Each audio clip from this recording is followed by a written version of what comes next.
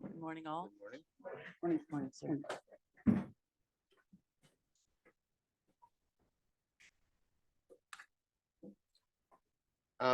Just a small housekeeping matter before we begin today. I have passed up to the court and forwarded a copy to my friends, both electronically and in hard copy, a compendium for Professor Boadway's cross-examination. And I would ask that the compendium be marked as Exhibit W, as winter or winner or wander. You don't have the e-version yet? Okay, we're emailing it again. W for wait. It could be that too. Did you mean E-I-G-H-T or W-A-I-T? All right. So yesterday when we left off, there was a discussion concerning the Eric Angel report that you relied on for preparation of your present value report. Do you remember that? I do. And you sent an email to Mr. Marcello yesterday at 6:24 p.m. Do you remember that? I do. And I wasn't given a copy, a hard copy of it, but my friends did email it to me this morning. So I've got just a handwritten copy. It's a very short email. You attached a document and you wrote to as follows. And now it says litigation privileged on it, but I take it that my friends are not claiming litigation privilege over the email.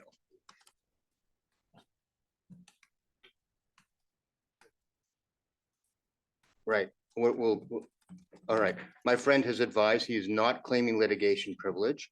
He wants me to remind the court, which obviously I'm going to, that the report that was attached to the email is the exact same June 30th, 2022 report that has been earlier provided to us and is the same one that is before the court. And was sent last night. I believe I just said that. Very good. All right.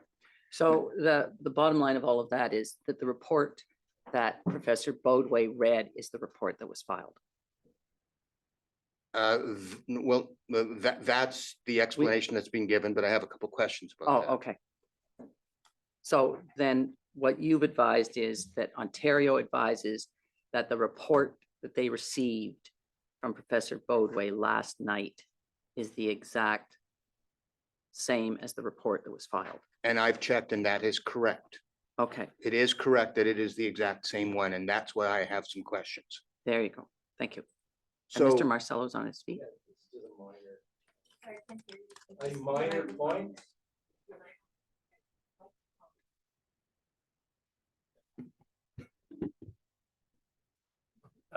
The report in question here is the one that was served. It's not yet filed, Your Honor, because Okay. Dr. Angel's hasn't appeared yet, but it's the Thank you. one that was served on the parties in June. Thank you for that. Okay. that's June of 2022. Yes. Not accusing anybody of time travel yet. So what your email says, and I'm going to read it verbatim. It says, Len, comma, attached is the report by Eric Angel that we referred to in our present value report. And then it's signed Robin. I have a couple questions about that. The we referred to is you and Mr. Smart, Professor Smart. That's right. And your present value report, I want to just bring it up. The present value report is Exhibit 61. And I want to go to page 180 of Exhibit 61 for a moment. Can we check, Professor Boadway, do you have that before you? Maybe we can put it up. Yeah, we're going to put it up on the screen. Yes, I have it here. Okay, so if you could just go to page 180 of your present value report.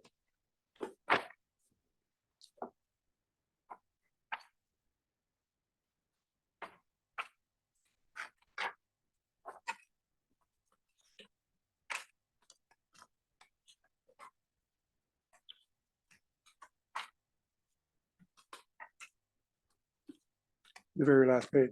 Yes, that's your acknowledgement of experts duty. Yes, And so it's dated June 20th, 2022, correct?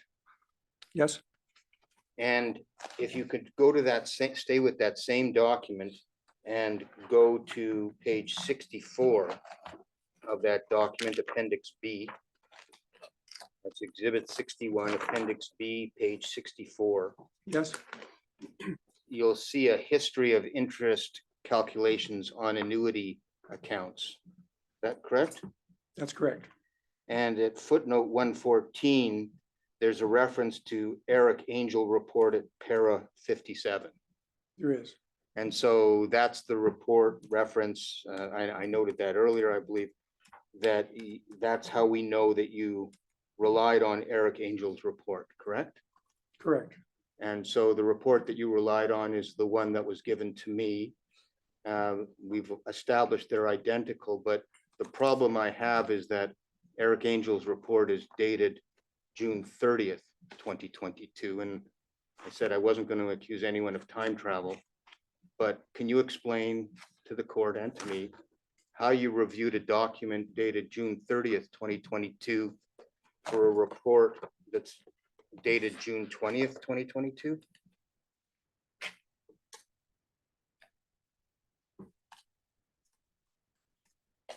The content of the report, the present, what I'm referring to is the present value report, was written before it was submitted. It was written over a period of time, and it drew on documents that I had over a period of time. That's why I was hesitant yesterday in saying what version of the report of Professor Angel I was using.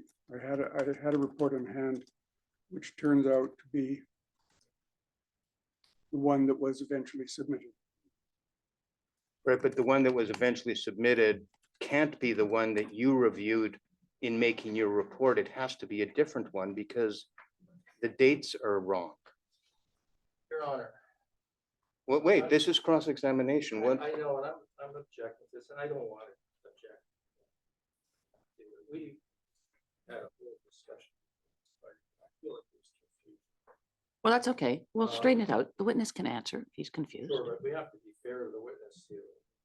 This whole process of the withdrawal of the Hurons from this case. Maybe we should have the witness Right. excused Yeah, if we're maybe going we to have should. this explanation.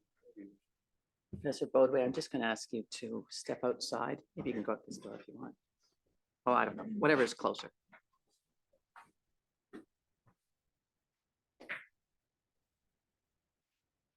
Oh, sit down. Can I don't want you to read my notes, sorry. I'm not gonna- I'm not interested.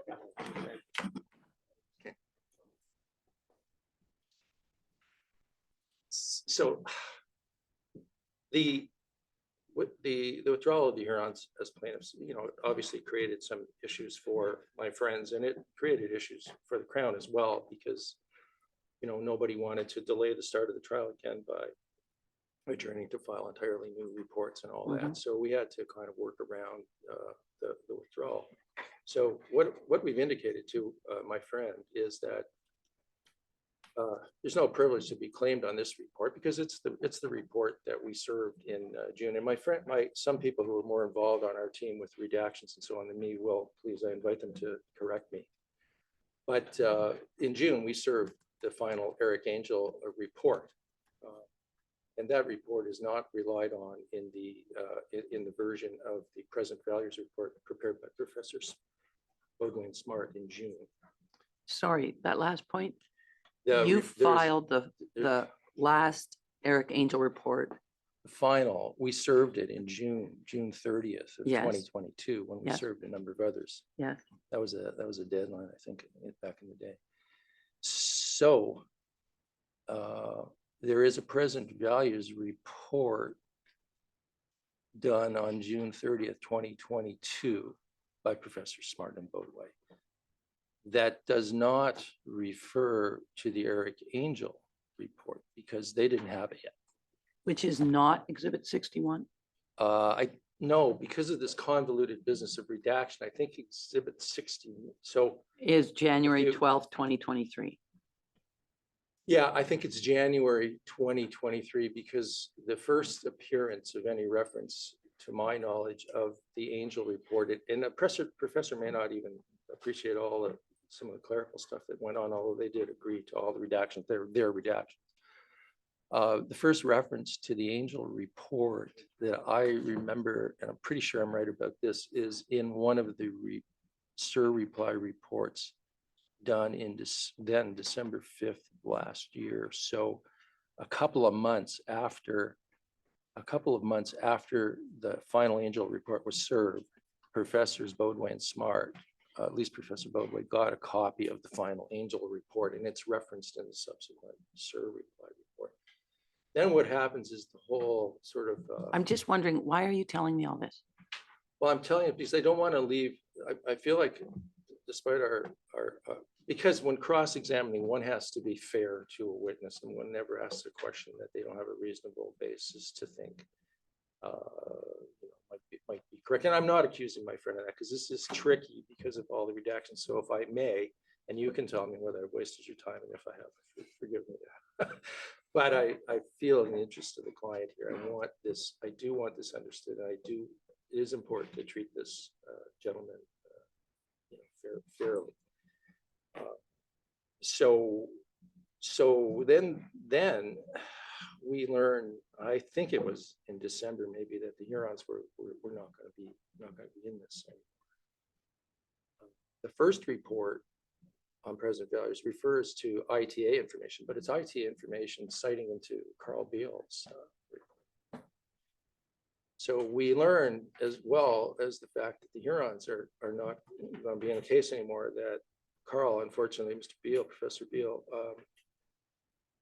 is not well. So then comes a process of redactions to remove things that Professor Beal has said, but have been referenced in our reports because we don't want to backdoor his evidence because he's not in it anymore. So it's a big clerical undertaking.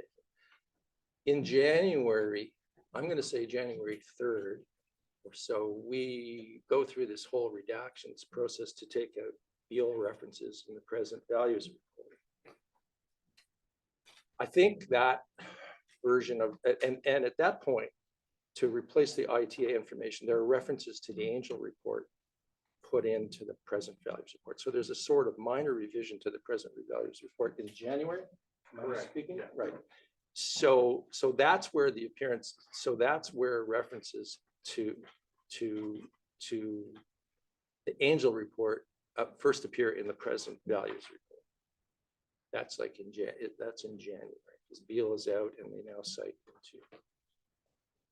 into some of the Angel ITA references in the present values report. And then comes yet another series of redactions between January and May to redact out all, as best we could, all the Huron numbers. Mhm. So, and that gets dated May 10th. But I think Exhibit 61 is the one that has some references to Angel's report swapped in for the Beal references. If I've got this straight, do I have this straight? But I'm still trying to figure out why you're telling me all this. Well, because what's being left now is some kind of impression that I think possibly that and it's also in the interest of time that he had this thing a lot sooner than he did. Okay, And so let I me can- just say this. When you say you're worried that an impression is being left, Yeah. that, whatever it is. Your objection was halfway through a question. Yes. So there's no impression being left yet. Okay. Let me assure you, Okay. I'm doing my best to follow it. And let's see what comes of this. Okay. And let's see what comes of redirect. But at the moment, I don't know where Mr. Schachter is going. It's not obvious to me. Maybe you had your own worries, but it's not obvious to me yet. Okay? So I don't see an unfairness, and there's not a long history in this long trial of unfairness that I No, can no, see. I'm not suggesting. So I'm not presuming it. I'm not, yeah, and I'm not either. I just, it's, if it is, it would be inadvertent because of how convoluted, not, that would be completely involuntary. I'm not for a minute worried about that. Not at Okay. all. Any deliberate kind of, but it's tricky. It's slippery. It was complicated trying to keep the trial on the rails time-wise, doing all these redactions. And so it's not a normal case, frankly, in any way. So You're telling me. So I pre-apologize for wasting your time. I'm sorry. All right, I think Okay. we're good. I think we'll We're just good? start, let's let it unfold and see what we get. Thank you. Thank you.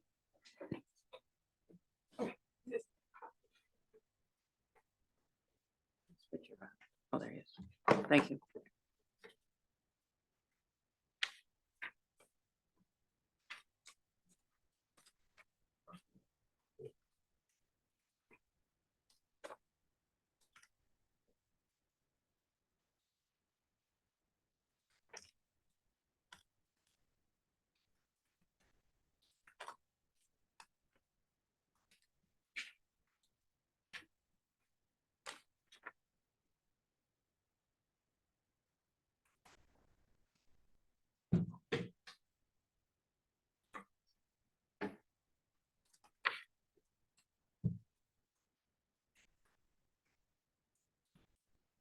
Possibly we've straightened some things out, Professor Boadway, and Mr. Schachter will continue with his questions.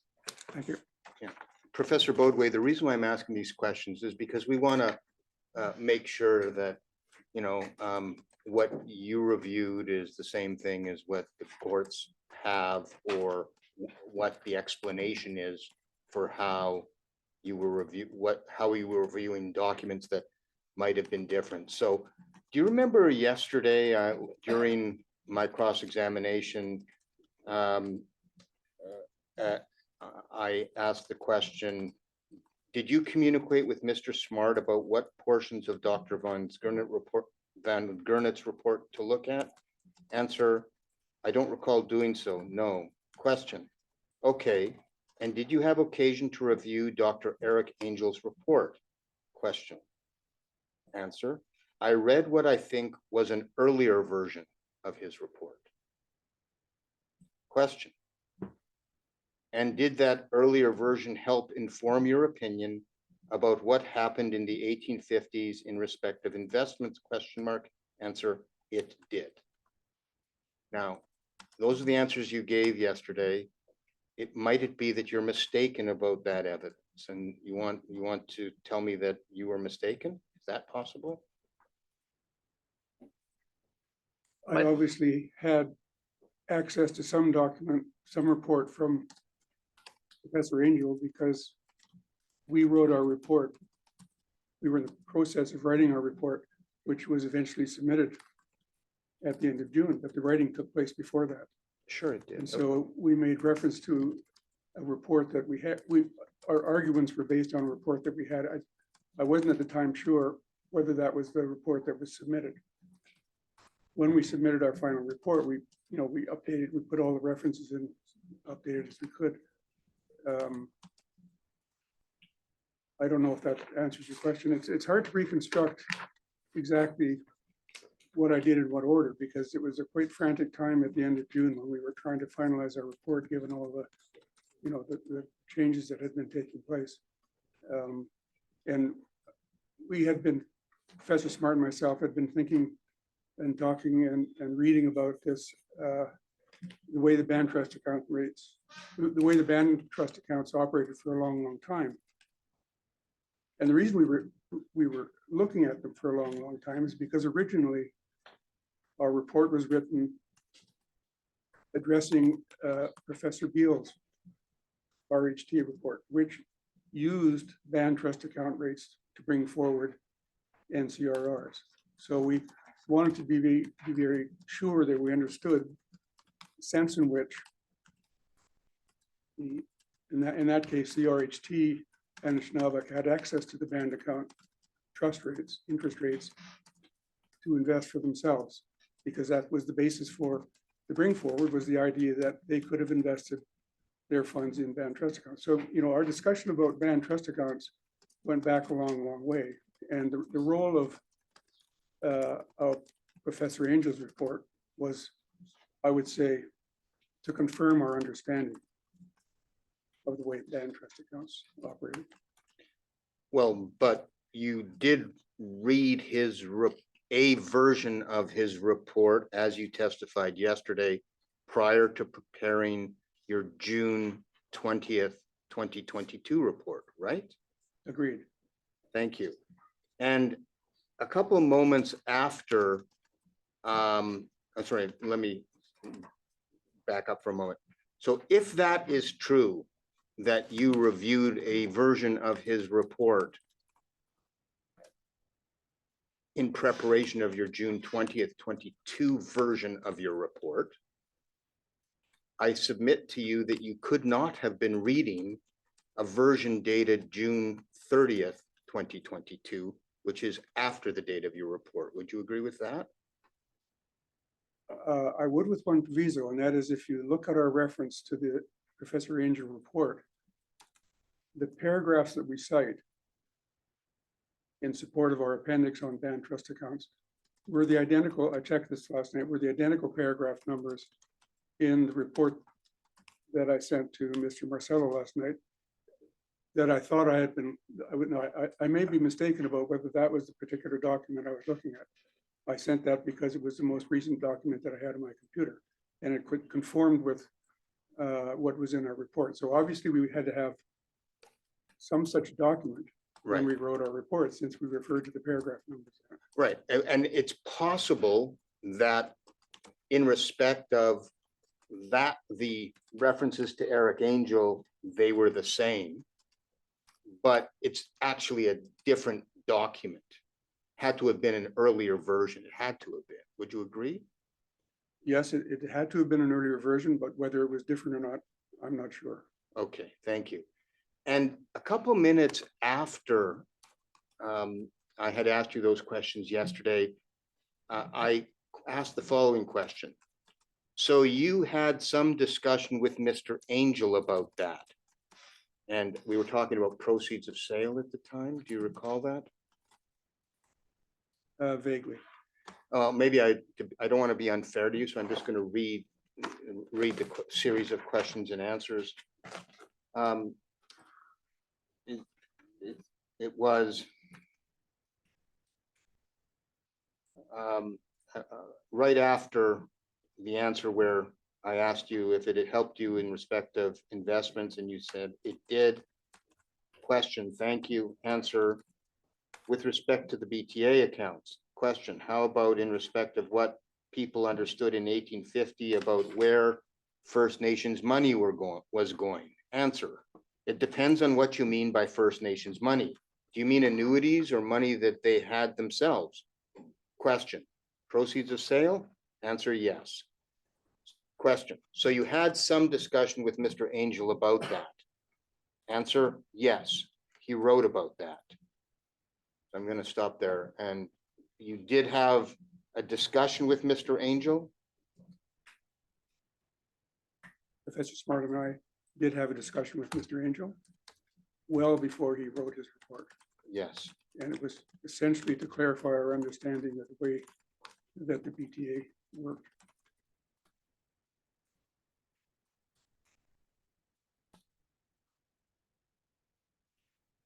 So is any part of your report a summary of what Mr. Angel verbally told you? It's hard to be explicit about that. We wrote our report, and what we wrote was based on what we had learned from Mr. Angel plus other sources that we looked at, I would have to go drag into my memory to recall what those sources were. We read a lot of historical documentation about Van Trust accounts.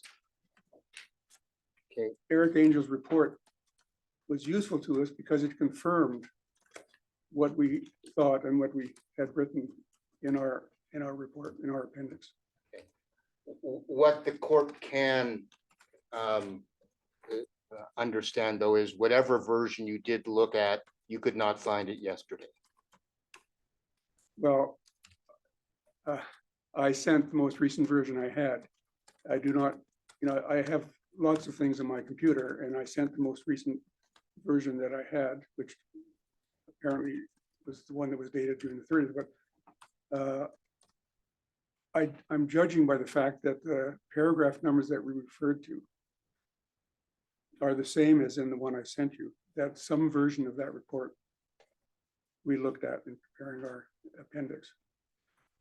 Okay, I guess we'll just, my question was, you weren't able to find a different version yesterday. You said you just sent the latest one, but you didn't send the one that a different version that you may have actually reviewed.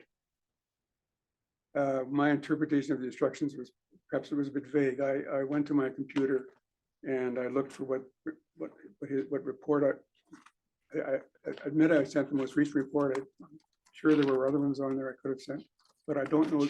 I couldn't say exactly which one we referred to in our appendix on Van Trust accounts. All right, thank you, sir. Perhaps we can pick up where we left off yesterday. And or do you remember my hypothetical about Yes, joint ventures? And I wonder if you I do. could go to my compendium, Exhibit W, at tab number 1. And I was trying yesterday to describe a hypothetical for you whereby there were expenses incurred by, in effect, the Crown. You're shaking your head, yes? You're nodding, yes? yes. I apologize for not following your example yesterday. I was a bit wiped out by the end of the day. So Yeah, well, no, I'm prepared to do it that again. happens, but I just want to sort of follow it. And I thought if I did a diagram of 2 years, we could follow through on my hypothetical and Sure. at least both be on the same page. Okay, So first of all, I've kind of moved away from the hypothetical where it's you and me, and now we're just going to deal with a hypothetical that it's the Crown and the First Nation. Okay? Understood. So in year 1, we have a mining company, and yesterday I'd called it Falconbridge, but it's just going to be a no-name mining company. And you Sure. see that at the under year 1, year 1 and year 2 are separated at page 4 of the compendium in the graphic that's up on the computer screen. So you see just above the line in the middle of the page, there's mining company. Yes, And in our example, the mining company pays $5 and the Crown incurs expenses of $20. yes, And so in my math, the Crown says, we haven't made any profits in year 1, so there's no profits to share with the First Nation. That's just a hypothetical. yeah, my math works the same. And there we have a little picture of the First Nation, a little bit unhappy that there's nothing to share.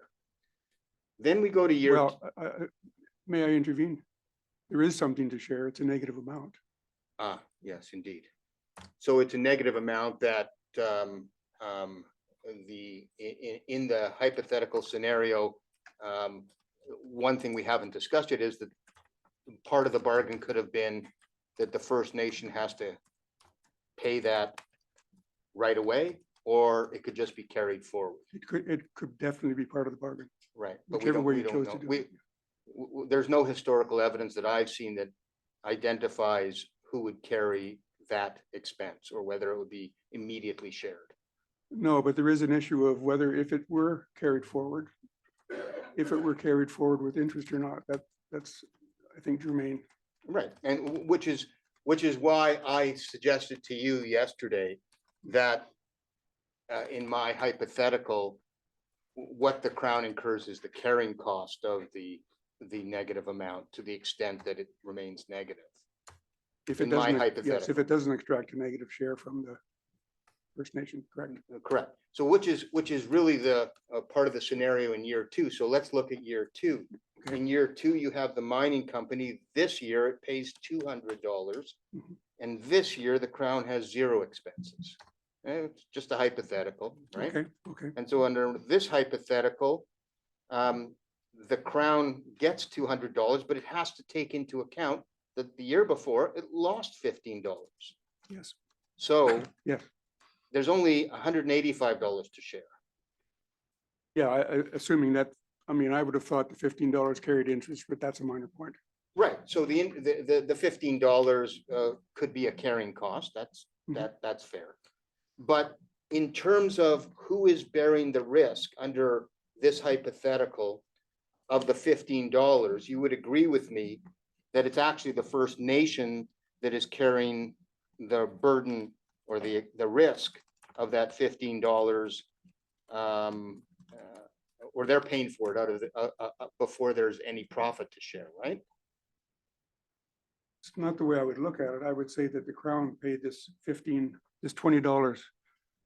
Is that what we're talking, $20 expenses in the first period, Right. and they're not being reimbursed for it. So they're bearing the cost for one period of this $20 that they incurred. Right, but their obligation to the First Nation under my hypothetical doesn't arise until that negative expense is eliminated. If that's the way the contract is written, you can carry forward losses. I agree. Yeah, and instead of calling it a contract, let's just call it a bargain, okay? Okay, or a joint venture as you. Or a joint venture is fine too.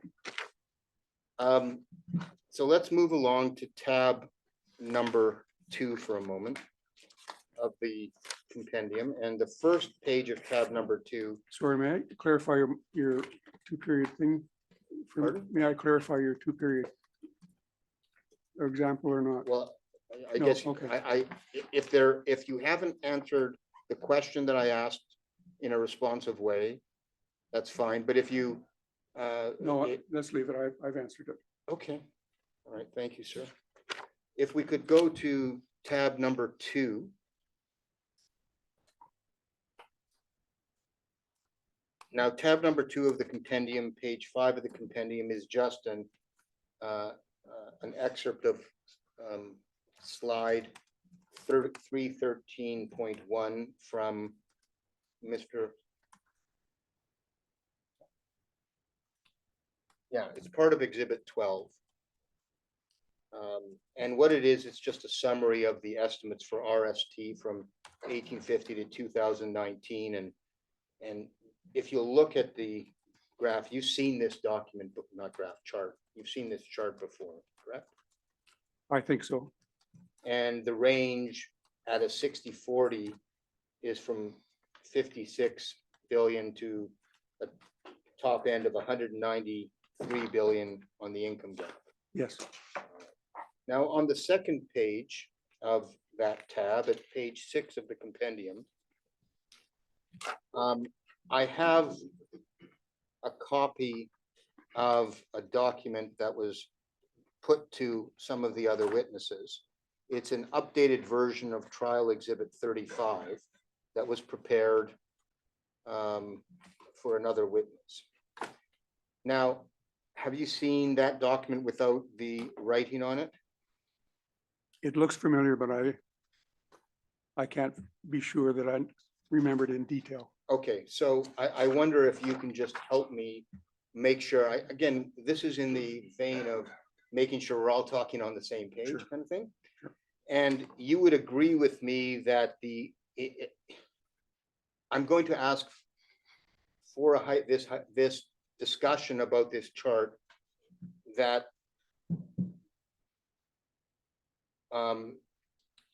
that we just accept that the numbers in this chart represent the numbers that I'm going to tell you. I appreciate that your calculations are different, but I want to try and conceptualize the chart. Understood. So under rents, you'll see that in the red, it's got 56.895 billion. That's the 60-40 calculation that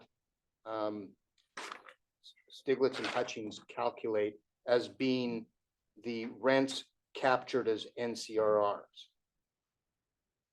I Understand suppose that? that's the Hutchings calculation. Right, now, if the judge were to decide that your calculation is correct, it would be a different amount than 56 billion, but conceptually, what the rents, there's a portion of rents that are captured as NCRRs, correct? Agreed.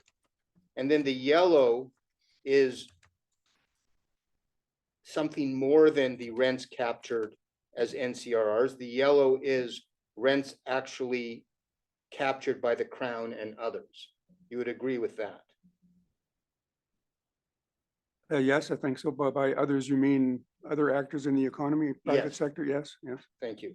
And in writing, it says 126.285 billion. And again, that's at Stiglitz and Hutchins 60/40. But the wording there is that yellow portion is resource rents that in fact did exist based on the same real world actual resource use that the Crown could have tried to capture. So it's a real world model. Right, net of Crown resource costs, of course. Yes, Yeah, okay. yes.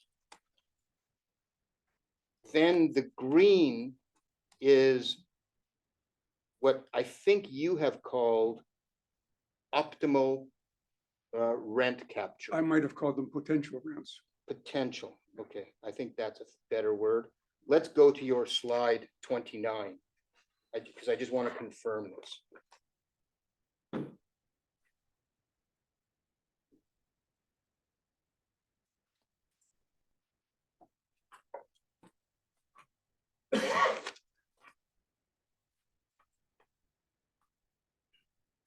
So the green, let's stick with the green bar for a moment. I've described it as resource rents that might have been available had the real world natural resources that did exist been exploited in, I say, an optimal manner over time. You would say, you would use a different word than optimal? No, your wording is fine. Okay, so, but do you think that actually captures what could have happened? Yes, But you agree with me that in an ideal world. in an ideal world, and I appreciate, and we're talking really conceptually here. And everyone understands that an ideal world is probably not possible in the real world in terms of capturing all the rents. Yes. You're shaking, yes, okay. But you do understand that in all the calculations Stiglitz and Hutchins do, they only use the real world actual resource use, use and not the potential. Agreed. Thank you. Now, on your slide 29, you have the following opinion. Estimating potential resource rents would be difficult, but arguably is an accurate reflection of the value of the lands and resources. And that statement there is you're saying that if you wanted to try and actually reflect the value of the lands and resources, you'd be looking at the green bar at page 6 of the compendium, right? Yes. Thank you. So let's continue on with a couple more questions about that chart. And on the left-hand side of page 6, in the up to the red dotted line, which is the rents captured as NCRRs, is that another way of describing value measured as NCRRs that the Anishinaabe brought to the table? Would that be a fair description? I find that an ambiguous description because what the Anishinaabe brought to the table was not anything produced. It was unprocessed, unexploited natural resources. Okay, so you would not, you're not comfortable with the verbiage on the left-hand side in all three columns. Is that fair? I wouldn't have used that terminology myself. I understand that it's used by Professor Stiglitz and Mr. Hutchins, but I don't conceptualize in those kind of terms what the Anishinaabe brought to the table. Okay, so you don't conceptualize it, but you're aware that Stiglitz and Hutchins could have this idea of what they brought to the table as important. Yes, And would you at least agree with me that while you don't agree with their opinion, it is a reasonable opinion for an economist to have? depends what purpose you're using it for. Well, for the purpose of trying to help the court understand what the Anishinaabe brought to the table. In the context of the way in which Mr. Hutchins and Professor Stiglitz use what they call what the Anishinaabe brought to the table, it's perfectly reasonable. It's as an input into their approach to sharing, which is the joint venture risk sharing approach. I don't have any objections to that language. Okay. Thank you. And that language being the language on all three on the left-hand side for both the yellow, the gold, and the red. Yes, although yes. Thank you. Can I just have a moment, please? Yes.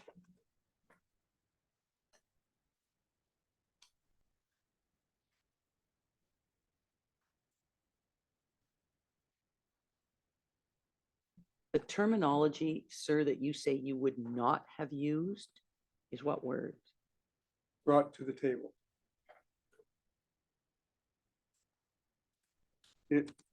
Sorry, I wasn't asked a question, so I won't elaborate. But No, I think the judge is asking you to elaborate. Yeah, So- I'm just trying to make sure I understand that. So I'm happy for you to go on a bit. You say you don't, I was trying to understand by the last series of questions whether you don't accept that the Anishinaabe brought something somehow defined to the table, or you don't agree with how what they brought to the table is defined, or the problematic words are brought to the table. But they're problematic to me because they didn't bring rents to the table.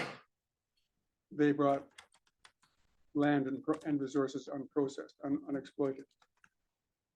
And I don't think you need to use the concept of brought to the table to set up either the bargaining mechanism that Professor Stiglitz and Mr. Hutchins set up, or the joint venture mechanism, but in particular to the bargaining mechanism. The bargaining mechanism is a mechanism commonly understood when two parties get together and they each have a value, they each attach a value to something they're bargaining over, and the bargaining price is determined by their bargaining over what they're willing to pay or receive.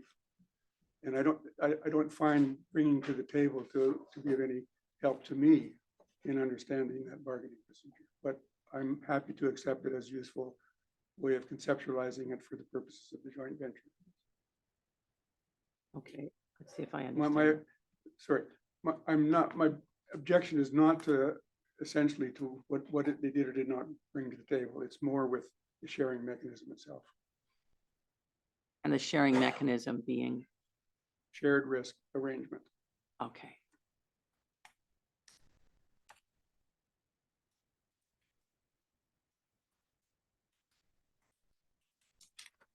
And the sharing is can I link the shared risk notion with the fact that the lands are unexploited? Because that seems to be where you have a sticking point in this. Yes, Your Honor. The reason it's a shared risk approach is precisely because the lands are actually unexploited and there's some uncertainty about what these red, yellow, and green rectangles are going, how big they're going to be. Thank you. Thank you, that helps.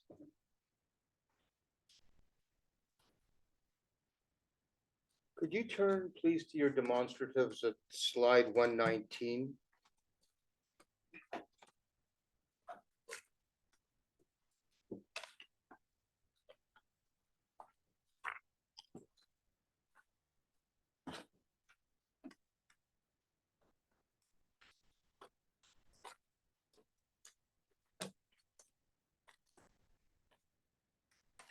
In the second bullet, you identify both the income gap measures and the value of the RST territory estimated by Professor Stiglitz and Mr. Hutchings as net resource revenues exceed the value of NCRRs to be shared. And I just want to be clear on terminology here. When you use the words in your slides and in your evidence of net resource revenues, you're really talking about net resource rents. Yes, I'm sorry for any confusion. Well, no, you don't have to be sorry. We just want to make sure we're talking about using the same language. Right, but if my language changes, then it's my fault. Okay, sorry, let me just catch up. Yeah. On this slide, On slide 119 and throughout your Yes. testimony and throughout your slides, when you use the phrase net resource revenues, you're referring to net resource rents. Yes, And the same is true in your reports as well, if you refer to it. yes, that way. I tried to be consistent, but I might not have been. And that's to be distinguished between NCRRs, which are net crown resource revenues, correct? Correct. Thank you, sir. Now, let's move to a couple, some different questions dealing with assumptions underlying your opinion. Now, your opinion relies on a number of assumptions about the parties' intentions, their understandings, and their circumstances in 1850. Is that true? Partly. Partly. Would you like to elaborate why it's not yes or no, but partly? I'm not sure I understand, and I want to give you an opportunity to explain. The reason I say that is that we provide 4 options for sharing, of which one is preferred. Of the 4 options, the one that requires you to look forward from 1850 is the risk-adjusted NCRR approach, which, as I said, is our preferred approach. But we offer 3 other approaches which do not need to be interpreted as forward-looking approaches. And those are well, Okay, in looking at your risk-adjusted approach, and I think I understand the distinction now, but in looking at your risk-adjusted approach, would you agree with me that your opinion might be different if the underlying assumptions about intentions, understandings, and circumstances in 1850 were different? absolutely. I would use the word expectations were different. Okay. Now, I want to go through a couple of examples of some of the, what I understand to be core assumptions of your risk adjustment model. Yes, The first one is you have assumed that the Anishinaabe in 1850 preferred a fixed $10 annuity as opposed to a share of the wealth in the future. Is that correct? yes, that's correct. And if that were not true, your opinion might change? No. Our opinion would change depending upon the amount that the Anishinaabe would be entitled to under the $10 per capita is greater than or less than the risk-adjusted NCRs, which refers to the amount that the Crown was willing to pay. I mean, we have, the risk adjustment applies to Crown's evaluation of risk, not to the Anishinaabe. Sorry, I'm going to suggest to you, sir, that your opinion your opinion as to trying to formulate guidance for the court accepts a number of premises, and then those premises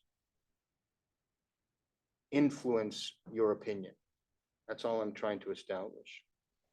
Would you Yes. agree with that? Yes, And one of those assumptions is that the Anishinaabe preferred a fixed $10 annuity as opposed to a share of the wealth in the future, correct? Correct. A second assumption is that the Anishinaabe were risk averse and were unprepared to take risk. Is that another assumption? that's an assumption.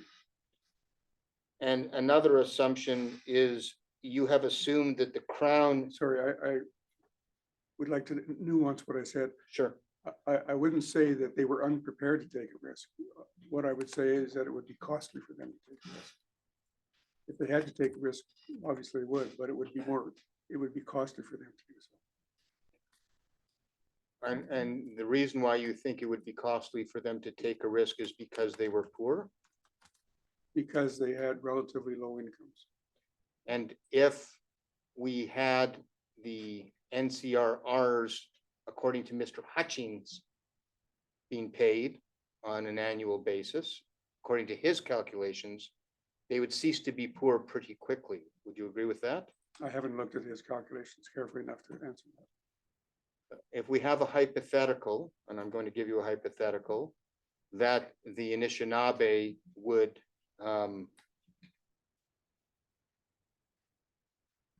receive amounts that,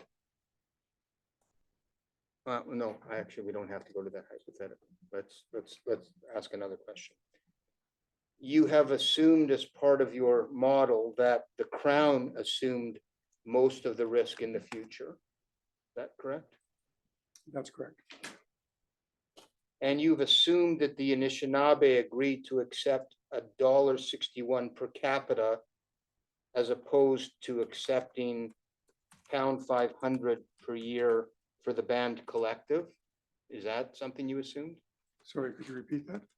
You have assumed that the Anishinaabe in 1850 agreed to accept $1.61 per capita as part of their bargain. There was more to it than that. Would you agree with me? I'm pretty sure in your slides, I can't locate it right now, that Ms. Lewis is probably going to frantically look for it. But in your slides, you indicated that the Anishinaabe had agreed to accept $1.61 per capita. Would you agree with me that your slides say that? It's possible, but can I expand or no? No, no, please. We want you to give fulsome answers to be as No, helpful to the I'm not court as saying you anything can. controversial. What they agreed to accept was $1.60 per person, plus a lump sum amount, plus the possibility of augmentation in the future. Right. And I'm suggesting to you that that's not true, that historically what happened is they agreed to an initial payment of £2,000. Yes. So that's called the gratuity. Do you understand the terminology of treaty talk? Yes, Okay, so they agreed to a $2,000 gratuity. We'll call that the first payment. Right? yes, And they agreed to a collective sum of £500 regardless of what the population was. Would you agree with that? you're talking about a one-time payment or an annual? An annual payment of £500, Yes, which has nothing to do with the per capita amount. agreed. Thank you. Now, does it make a difference? This is one of your, if it's true that one of your assumptions is that they agreed to accept $1.61 per capita, that it's different than accepting a £500 collective amount? Does that differ for your analysis? I made it clear on another slide that the 160 was based on the population in 1850, and it would decline if the population rose. So in fact, it wasn't fixed over time. What was fixed over time at least until the augmentation was implemented, was that they would get the same band-wide amount each year. And that translated into $1.60 in the first year.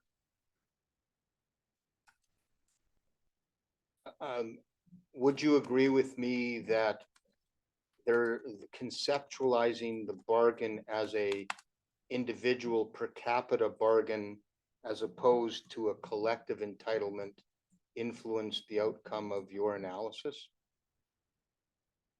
I don't see how off the top of my head, but maybe if you explain to me what you mean. I'm asking whether it makes a difference in your analysis. And sorry, maybe I can try and preface the question this way and try and lead you to my concern.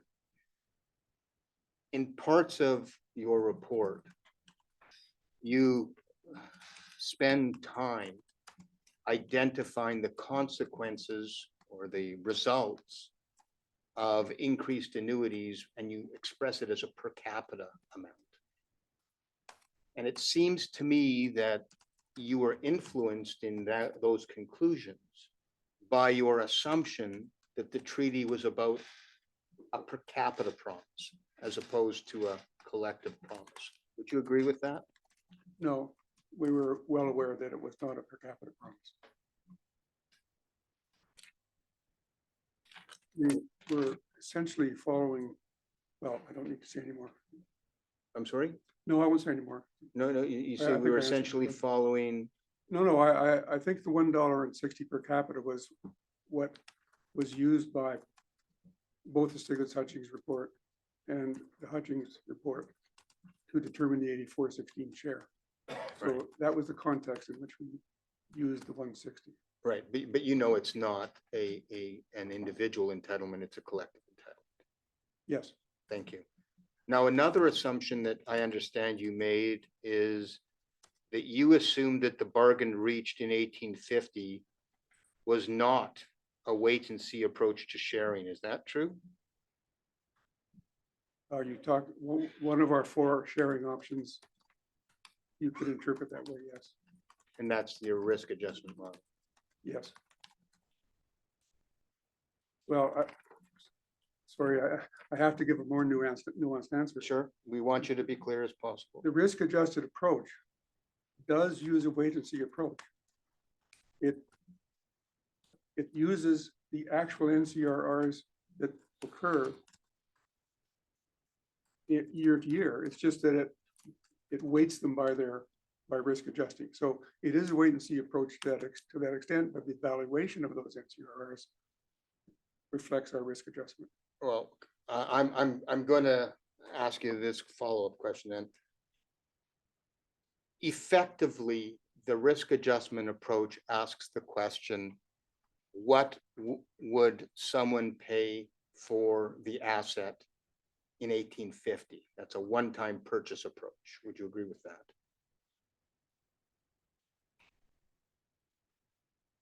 Yes, we're using an asset pricing approach. So we're asking the question, what would this, if we use this asset pricing approach, what would the value of the NCRRs in expectations terms be to the Crown?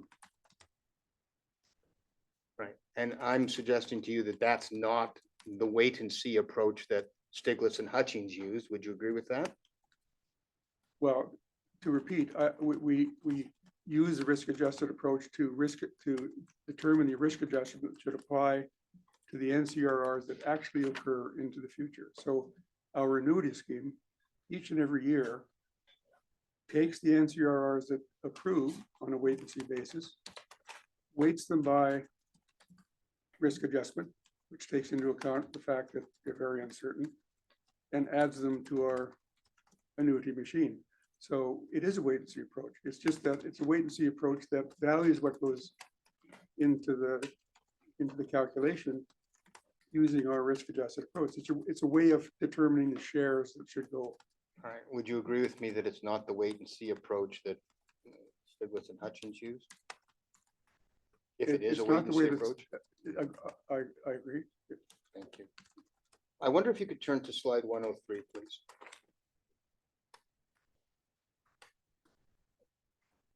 Of your demonstratives. Exhibit 74.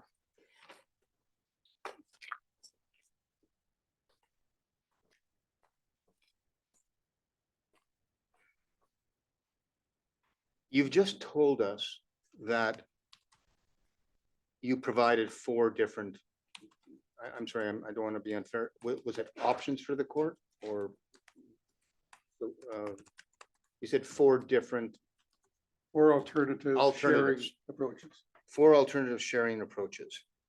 But you would agree with me, sir, that your bottom line is that no matter what approach the judge uses, your bottom line is set out at the bottom of page 103 that the share owing to the RST cannot exceed 84.8 million, no matter what what approach of yours the judge uses. That's your opinion, right?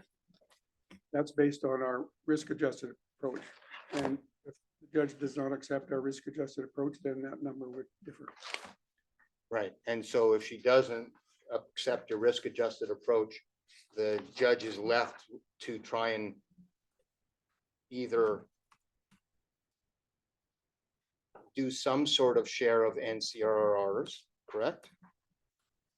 Correct. Or some sort of share of rents as Stiglitz and Hutchings ask for, correct? I don't think so, but Well, you don't think that's a possibility? no, I don't think that sharing the net total resource rents would be in accord with the Court of Appeal decision. Right, but sorry. The judge might disagree with you. If the judge disagrees with you, that's an option based on the evidence that's been offered up by Stiglitz and Hutchings. Yes, I can't prejudge what. Right, the judge and we shouldn't. And thrown into the mix somehow is the wealth disparities that the judge has to consider, correct? has to consider in determining the share, yes. Right, you would, and you appreciate that that's your view of how to deal with the wealth disparity. And Stiglitz and Hutchings have a different view about how to deal with the wealth disparity, right? I don't understand the way Stiglitz and Hutchings Oh, deal okay, with the wealth disparity. okay. Okay, you don't understand their approach. I understand their calculations, but I don't. they You don't never agree talk with them? about it. Yeah. I understand their calculations, but I don't understand what they use their results for. They never explain it.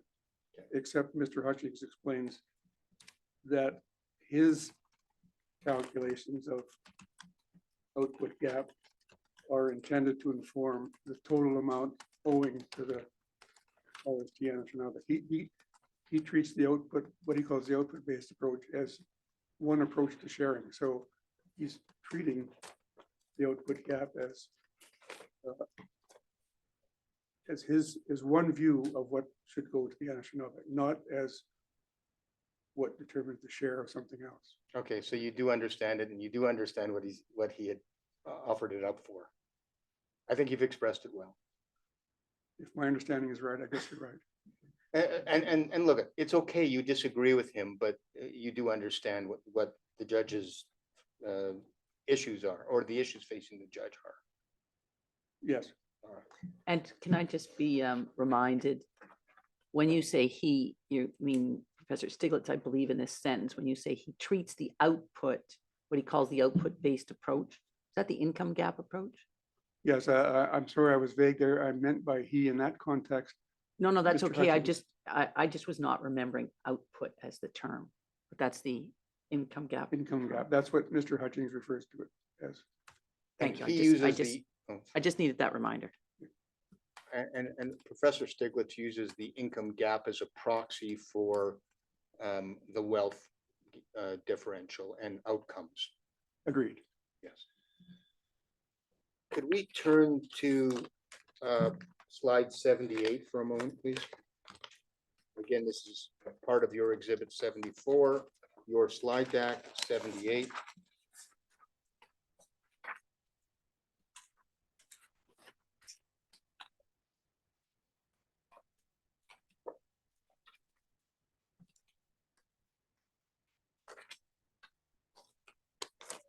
You use the term in, under the words sharing concept. You have the phrase share of unadjusted NCRRs.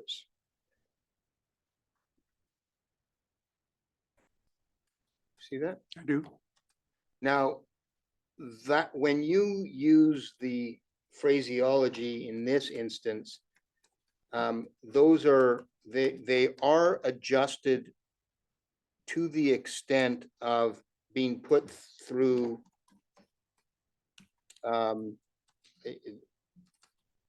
some Vidal and Anderson approach. Is that right? That's right.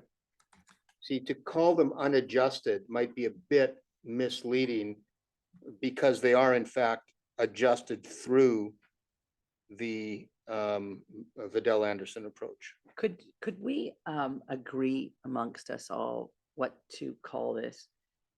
A couple times yesterday, we heard the annuitization machine, possibly. I think Professor Boadway was reluctant to use the Vidal Anderson report because possibly of things I said last week. Yeah. So, but I don't want any of us confused. You're now, Mr. Schachter, using Vidal Anderson. I can use And whatever you- words that the witness Well, finds comfortable. It's just, it's, I'd like a term that's descriptive and that's consistent. Is it possibly that it's the Boadway and Smart approach to annuitization? Yes, Your Honor. Would that be correct? Yes, Your Honor. And if it slips out that it's the Vidal Anderson approach, I think I'll understand that Yeah, that's what it is. okay. Okay? So the Boadway and Smart approach to annuitization has been applied to the unadjusted NCRR figures there. Yes. All right. Now, if we actually wanted to look at the unadjusted, the truly unadjusted NCRRs, we should look at table 1 on page 12 of your report. And so let's do that. That's probably let's just go to table 1, page 12. And can I ask one more question on that? When you use this subtitle, which I possibly asked you about yesterday on slide 78, share of unadjusted NCRRs, sir, my understanding at the time, and I'm asking you to confirm, is that you're talking, it's the share of not risk adjusted NCRRs? Yes, Your Honor. We had a long discussion about this, and Right. The fourth item, which says risk adjusted present value, we agreed should say 100% of risk adjusted NCRRs. And so up above, it should say share of not risk adjusted. Yes. Okay, got it. Or I'm not saying what it should say, but just that's what it means. No, I think should say is the right way to state it. Okay. So when you use, in this context, unadjusted NCRRs, it's the share of not risk adjusted NCRRs, but still put through That's right. Yeah. your Vidal, your approach Sausage to machine. Yes. calculation, correct? Yes. And where I was going is I wanted to compare from slide 78, the 100% of 999.3 million. And I wanted to compare it to exhibit 61, table 1, page 12 of your report. I don't have that. Oh, of my report, Yes, not my. Not your Slides. slides. not your slide, your report. Oh, It's up on the computer screen. Now, okay. earlier on, Mr. Smart provided, I think in his testimony, some updated tables. Yes. So these are the old tables, but so where we see here, unadjusted NCRRs of minus 7.8 billion, Yes. That has now been adjusted to, I think, in the newer tables to minus 4.3 billion. I think so. Right. But the point is that this use of the phrase unadjusted NCRRs is quite different than the use of the phrase in parts of your slides. And I just want to make sure, again, this is in the vein of everyone working from the same language if we can. So you would agree that the two are different? Yes, that's correct. Yeah.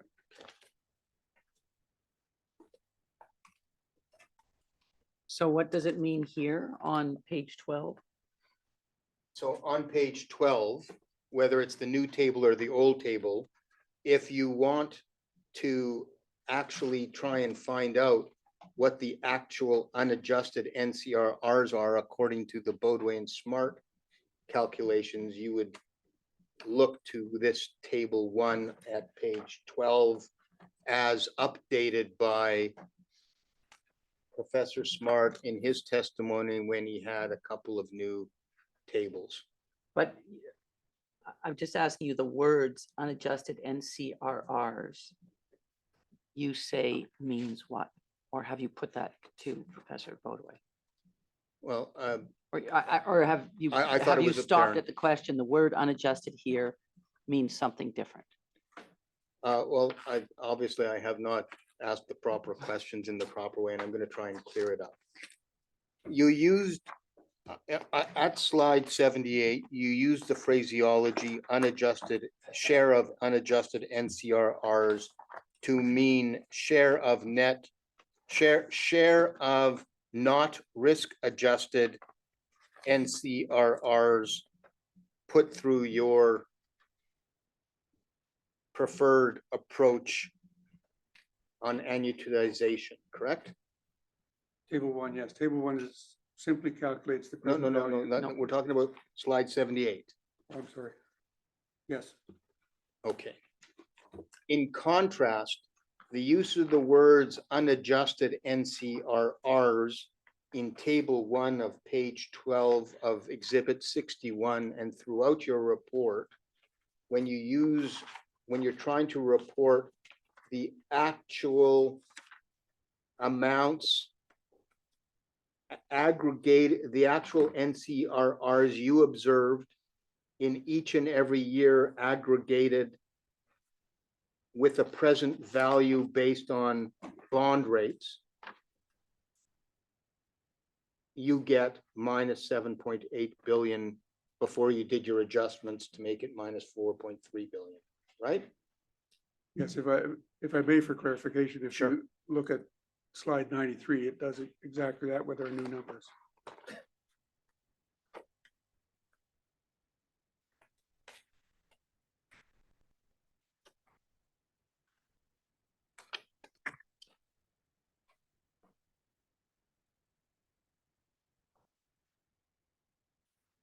Okay, I mean, I probably should have taken you to that initially. Thank you for pointing that out, but this slide 93 just uses the words unadjusted NCRRs quite differently. Yes, So it's just, we just want the court to be cognizant of what is unadjusted and what is adjusted. Oh, yes, I think, I'm sorry for the ambiguity. In the notes at the bottom of those two tables, the one on page 93 and the one on page 78, it says explicitly what the numbers refer to. It probably we should have put that more into the text. okay, thank you, Professor.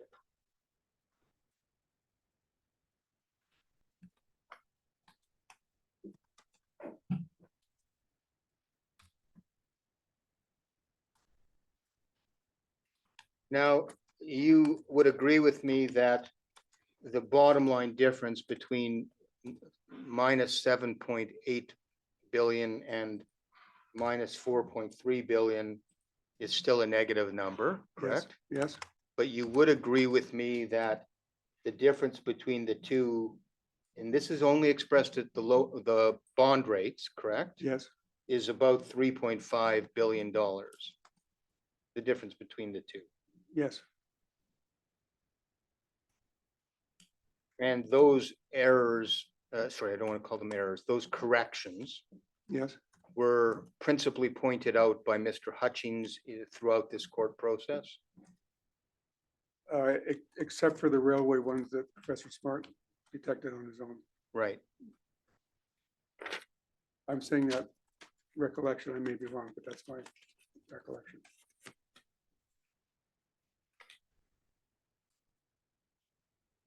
And when you say court process, Mr. Schachter, are you talking about in his evidence? I'm talking about, yes, when I talk about court process, I'm talking about the, from the time when Mr. Hutchings provided his first report. And from that time onwards, there were some back and forths in sir replies and sir replies. And throughout that process, your numbers kept on changing. Correct? Yes, as I think Mr. Hutchings did as well. Yeah, we've got Mr. Hutchings' evidence about how his numbers changed, but your numbers changed to the tune of 3.5 billion at bond rates. Yes, And that number at BTA rates would have been even larger, yes, larger negative. or a larger negative. And those numbers would have been even larger at 60-40, if you use Yes. those numbers, correct? Yes. Thank you.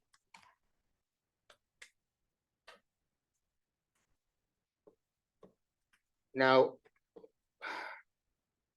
you did not think that rents were relevant to your task, is that correct? I wouldn't say that. Rents are NCRRs are, as your diagram shows, the share of rents that the Crown took. Yes, I apologize. I think that was a little bit of an imprecise question. Perhaps more accurately, sir, you did not calculate the nominal resource rents between 1850 and 2019. Net resource rents, the total rent, no. Were you told not to calculate those nominal resource rents between 1850 and 2019? No, that we weren't told not to do. I don't think we were told not to do anything. We were told what to do, but not what not to do. Were you given instructions to calculate nominal resource rents between 1850 and 2019? No, not as I recall. In response to Mr. Hutchings and Mr. Stiglitz, is there any reason that you'd like to offer to the court as to why you didn't try and come up with an alternate calculation of nominal resource rents?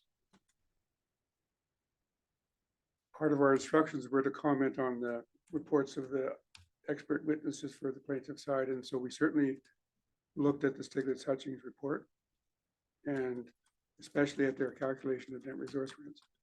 And we felt that we didn't have any use for the concept of net resource rents for our purposes. Thank you, sir. You would agree with me that resource rents are difficult to measure with precision? Yes, that was part of my testimony. And you would agree with me that estimates, although not precise, are possible? Yes,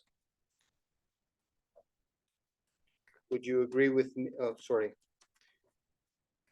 Mr. Stiglitz, sorry, Professor Stiglitz and Mr. Hutchings testified that their calculation of resource rents was both conservative and defensible. And I understand your testimony to be that they have significantly overestimated those resource rents. Is that fair for me to say that? yes, With respect, sir, if you have not done your calculation of resource rents, your opinion that they have overestimated resource rents is really a guesstimate, not based on data, correct? no, Did you look at your own calculations? Oh, sorry, you didn't have your own calculations of resource rents to check to see to what extent they are overestimated. Would you agree with that? agreed. And you don't know the magnitude of the overestimation, do you? No, might be very small or it might be larger, but you don't know.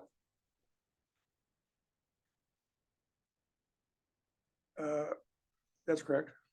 Thank you.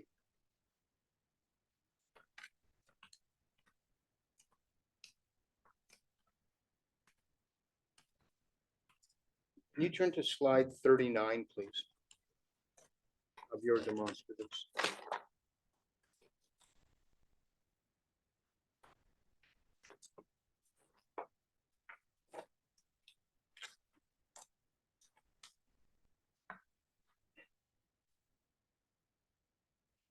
Slide 39 of your demonstratives has a reference to Sir reply to Stiglitz Hutchings figure 1, page 5.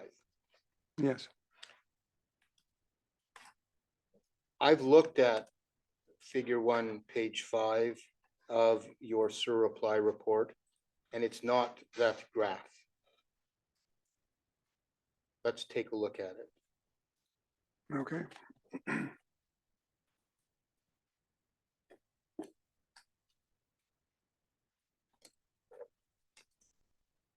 Let's take a look at I guess it's exhibit 68, exhibit 64, excuse me. The Sir reply, 63, I think. Oh, no, that's the Sir reply to Mr. Hutchings, sorry. 64. We're looking for the Sir reply to Stiglitz and Hutchings, figure 1, page 5. Okay. And you can hold the two of them if you've got both of them together aside and just observe that they're not the same.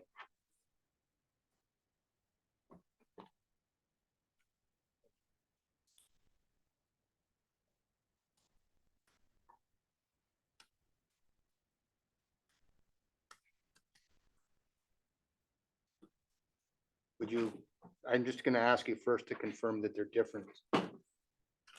They look different. The trouble is that part of the reason they look different is because the scale is different on the two diagrams. And I have to refresh my memory about how the figure on page 39 was constructed. I'm going to suggest to you, sir, that the data in your report that is before the court, exhibit 64, contains data relevant to RHT, not RST. Would you agree with that? I'd have to verify. It's possible. I'd have to verify. Well, if we look at footnote 14 of page 5. I'm just catching up with you. So I'm which sorry. exhibit is it? 64.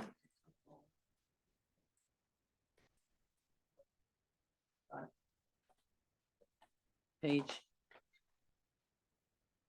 5 of exhibit 64, figure 1, Thank you. as compared to slide 39.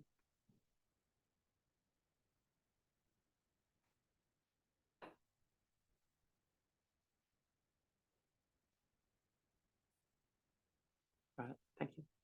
So they're different. We've established that.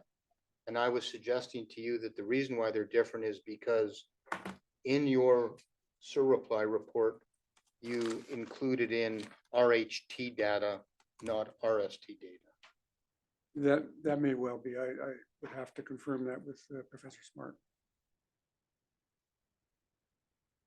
Who prepared slide 39? Professor Smart.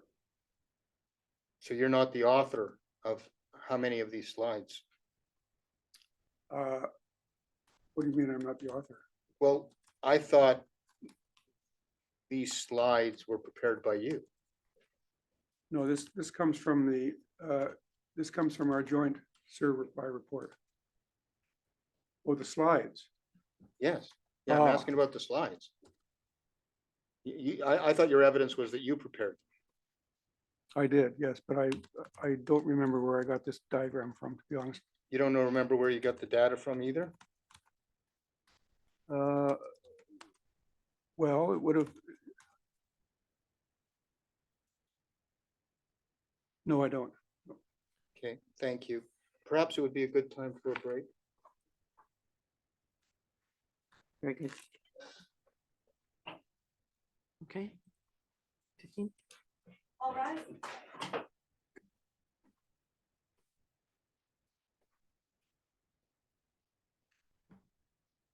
We'll recess for 15 minutes. All right.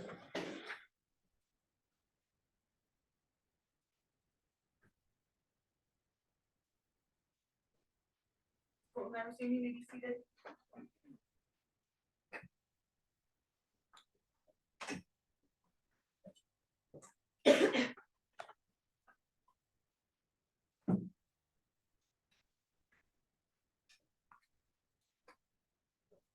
Professor Boadway, can I please ask you to get your reply to Stiglitz and Hutchings? I understand that's exhibit 64 in front of you. I have, And I'd like to go over to page 10. And I wanted to discuss with you issues relating to Stiglitz and Hutchings' preferred bring forward model of 60/40.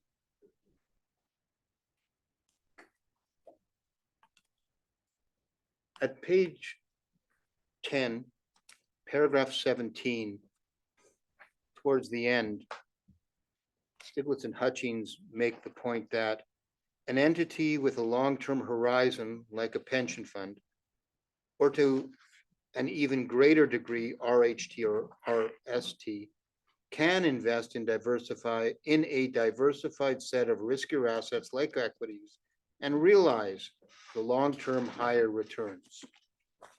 And you cite to the Stiglitz and Hutchings reply report at paragraph 40.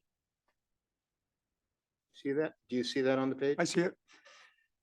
You then make a comment about the statement. You say, this statement reflects a fundamental misunderstanding of the nature of the annuity calculation and the financial planning practices of modern pension funds.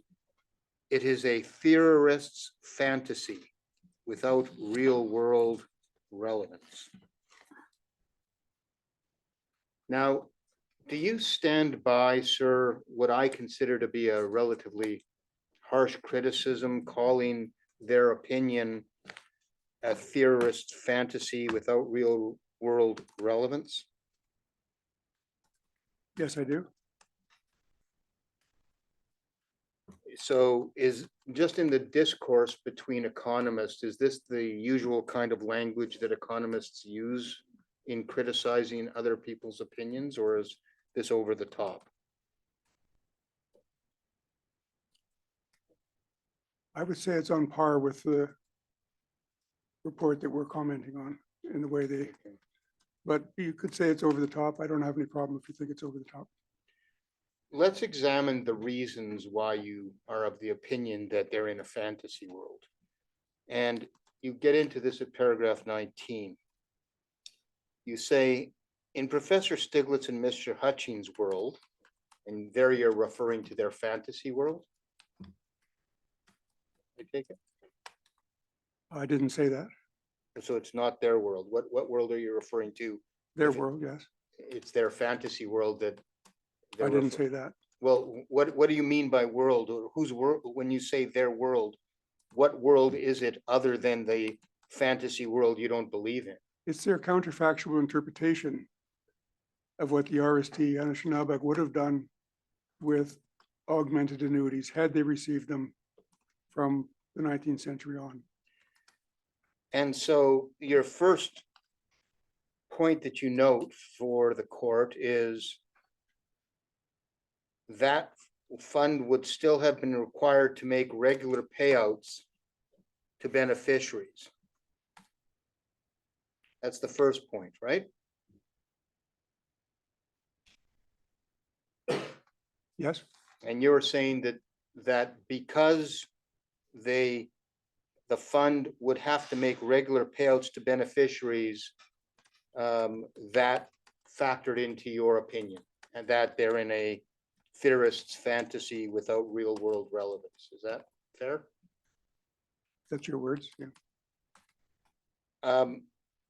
On what evidence do you base your assumption that the fund would have to make regular payouts to beneficiaries? What's that based on?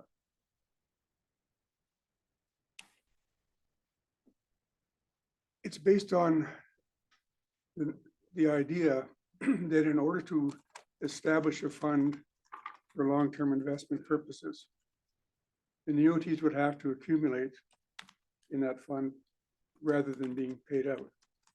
Otherwise, you couldn't obtain the advantage of long-term investment goals. So my point was to say, our point was to say that in order for you to imagine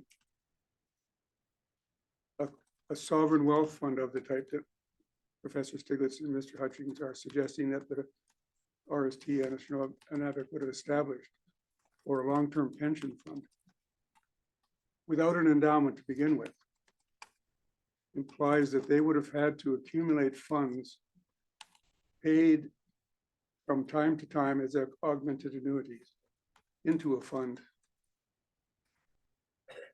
out of which they could eventually pay some annuities that had been accumulated at a risk-free rate.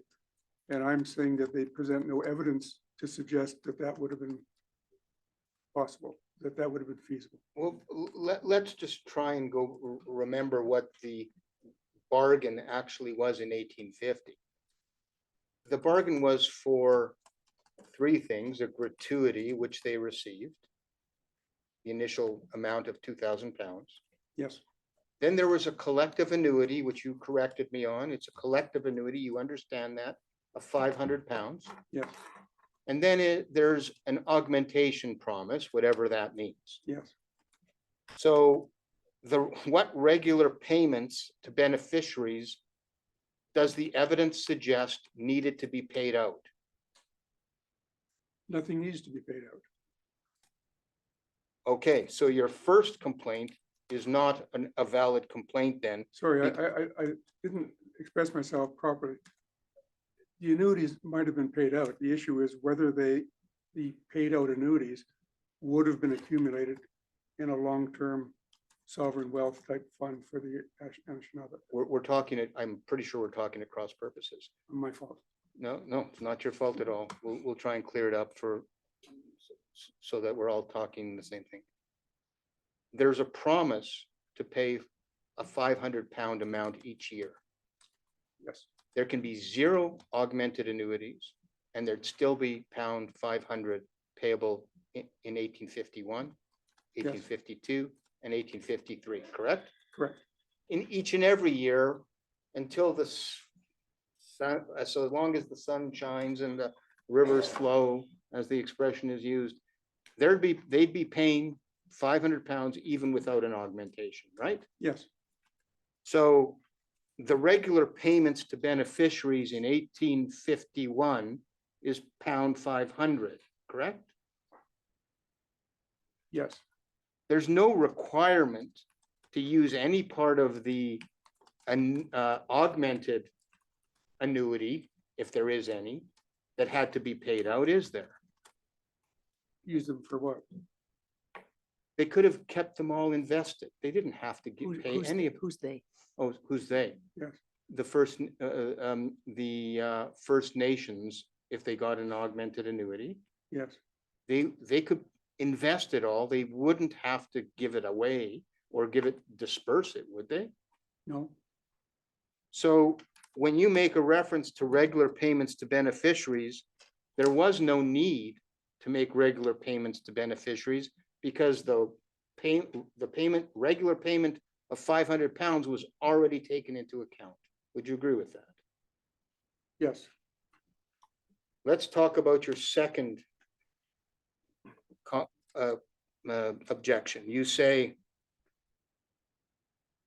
the risky investment strategy they propose would have led to periods where there would not be sufficient income to meet their obligations to pay the annuities. Now, you're assuming that the £500 annuity is coming out of the augmented annuity, aren't you? No, don't see where you read that. So what annuities had to be, what obligation would they have to pay annuities? Obligation is a strong word. We're making the presumption that it would have been difficult for them to have accumulated all of the annuities they obtained, whether they were the annuities based on the initial promise or augmented annuities, long enough to create a fund with, Long enough to create a fund, go ahead. for a long enough time to create a fund such that the returns on that fund could be imagined to have been invested for a long enough term to pool risk over time. But you're assuming that they would have paid out any part of the augmented annuity. What do you base that opinion on? It's a conjecture. I'm posing that as the most likely option would be that they wouldn't take these annuities, save them for a long time, have the older generations alive when the annuities were paid, go without anything in order to accumulate these annuities in the fund for the benefit of generations several down the road. I'm going to suggest to you that that assumption is not in the evidence. Can you point me to where that assumption? It's a conjecture. It's a conjecture. Conjecture is that another name for an assumption that's not proven it's of the fact? same.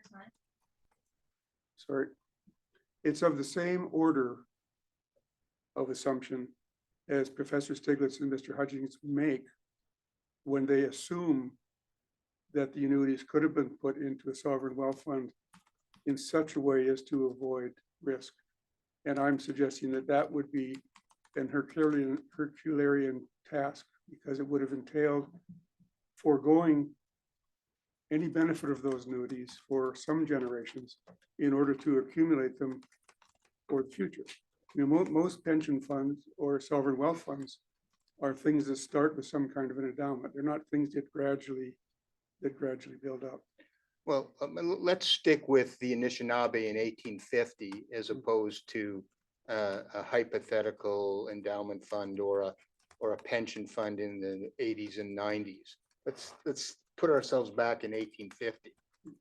I haven't seen any evidence about 1850 that would suggest that the Anishinaabe would be spending their augmented annuity if it came out. Did you? I didn't see it in the evidence. I was looking for evidence to support the assumption that they would have set up a sovereign wealth fund.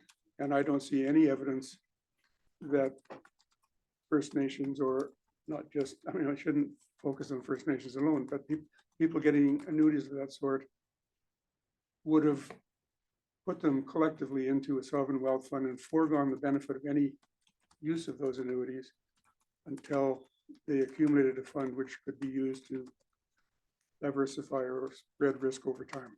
So you didn't look to see if there were First Nations that could invest in equities in the period prior to 1850?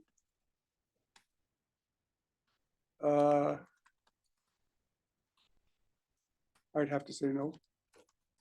Did you not have a discussion with Eric Angel about the investment possibilities prior to 1850?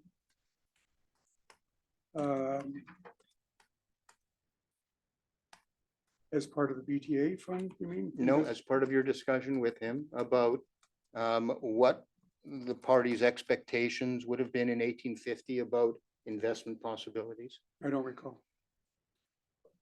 You may have had those and you don't recall, or you're for sure it never happened. I don't recall. Thank you, sir. The third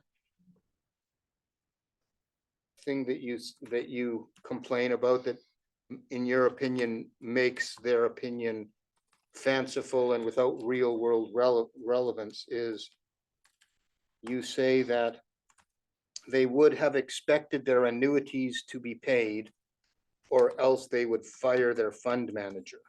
See that? I do. Now, the annuities had nothing to do, the annuities of £500 have nothing to do with the augmented annuity. Would you agree with that? Yes, we were not making that distinction. Right. And so when you're talking about they would have expected their annuities to be paid, you're in effect saying, well, they would have expected the augmented annuity they got to have been dispersed. Is that what you mean to say? I'm trying to be fair here. I don't think we drew that distinction. I think we were just talking about annuities in general. The idea that annuities writ large would have been, as Professor Stiglitz and Mr. Hutchins claim that they would have, or they could have been put into a sovereign wealth fund. And in so doing, accumulated without the cost of risk by investing in it over the long term. Did you review the evidence of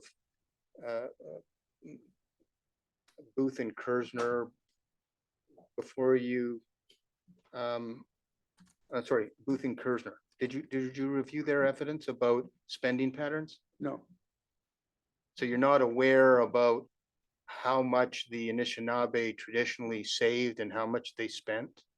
I didn't review the Booth and Kersner. Wouldn't that be important to know if you're making a statement that they would have wanted to have an amount paid out? It depends what you mean by investment. You know, a lot of investment or savings that households do is put money aside for later in their life. You know, ordinary households that save don't put savings into a sovereign wealth fund. They save over their lifetime or to create some assets to pass on to their heirs. They don't save from a long-term point of view. But I hope you appreciate that Professor Stiglitz and Mr. Hutchings weren't confining themselves to a sovereign wealth fund. They were really trying to drive home the point that Anishinaabe would invest in equities like a long-term investor. You understand that, don't you? Those are two different terms. You said would invest in equities and as a long-term investor. And the issue here, we know they might have invested in equities. We've talked about that at length yesterday, for example. We know that they might have invested in equities as well as stocks. The issue is whether those equities were invested from a long enough point of view so that they could avoid the risk associated with them. Could, it may be that you're going there, but maybe not. So can I just ask a question? Is there some definition to a long-term investor as opposed to, I don't know, the rest of us who say we should save some money for the next generation? Like I just don't know if there's some distinction with savings or a savings plan where there's investment in equities and a sovereign wealth fund for the purpose of this discussion. Professor Stiglitz and Mr. Hutchins use interchangeably the concept of a sovereign wealth fund and the concept from the perspective of this long-term investment and the concept of a pension fund. And both of these things are funds that go on for a long enough period of time, such that if there's a big shock, you know, for example, if there's the analog of the 2008 stock market crash, that wouldn't cause the fund to go bankrupt. They could weather that because they could offset good years against bad years. And so how long-term you need to be able to offset good years for bad years is I wouldn't say it's a matter of judgment, but the longer term you have, the more able are you to spread risk over time. But I think it's fair to say that it requires more than one lifetime.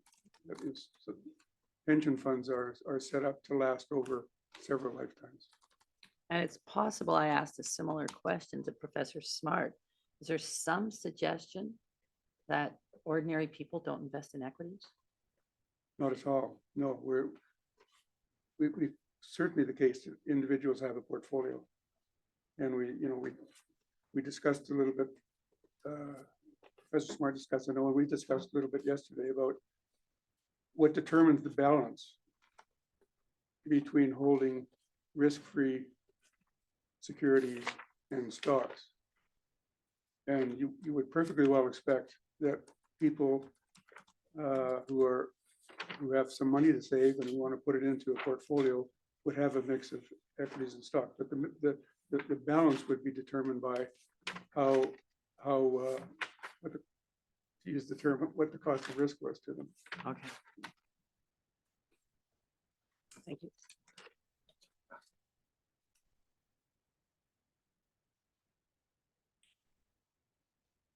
In your critique of Stiglitz and Hutchings' views on diversified set of riskier assets like equities, it seems that you've assumed that it's an either or. Either they have to save 100% or they have to spend it all up, disperse it all. Did you mean to say that, or have I misunderstood what you're saying? I didn't mean to say that. If the less you save, the longer it's going to take to build up this fund that can be large enough to spread risk over time. That's the essence. Right. So if there were amounts that the First Nation, if they got augmented annuities, if they wanted to pay out, they could pay out a portion of it and save a portion. It depends how, as I said before, it depends how they save it. If they save it for their own retirement, so to speak, or for the, as a family, they save things to spread their use of the funds over time. That's not the same as putting the money collectively into a sovereign wealth fund.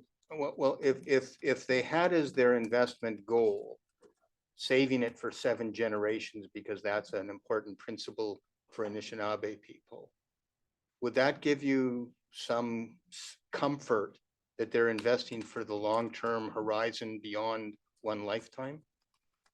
If there was some evidence that that's what would be an option to them, starting in the late 1900s, you could have conceived of there being the analog of a sovereign wealth fund for a small group of people like that with limited amount of wealth, who were willing to forego the use of that wealth for 7 generations. It's conceivable, certainly. And they wouldn't have to forego all of it. They could have used some of it and invested some of the other, correct? Well, if their plan was to put part of it in the sovereign wealth fund and to consume the rest of it, then they would expose themselves to the risk that there was going to be a bad outcome in the stock market or whatever, wherever they were investing their funds.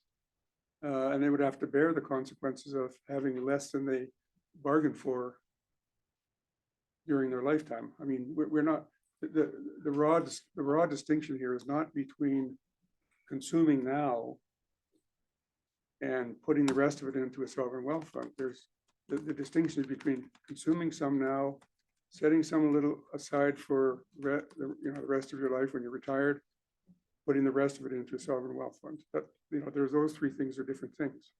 Would you agree with me that the way reasonable investors deal with a potential that they will need to draw on their capital is to invest a portion in equities and a portion in liquid investments like bonds? If they're just doing it as individuals over their lifetime, then certainly they would do that. But that wouldn't absolve them of the risk associated with the equities. Right. But pension funds do the same. So do Pension funds do the same as well, correct? Pensions funds do the same, but they're collective arrangements that go on beyond one lifetime. They go on for a long period And of time. Sovereign wealth funds like Norway's sovereign wealth fund do the same. They have a mix of assets, right? Oddly enough, the Norway Sovereign Wealth Fund has a 60-40 mix. Oh. How But about that's an that? example that proves my point in some sense. I think I'll accept that point. And that by 60-40, that's 60 equity and 40 bond. Yes. Thank you, sir. And endowment funds like the Harvard Endowment Fund also invest long-term, correct? I don't know anything about the Harvard Endowment Fund, but I mean, in general, an endowment fund could invest for the long term because they've been created out of an endowment and the fund is already there, and their long-term nature is because it's done collectively and not by anyone not by anyone individually.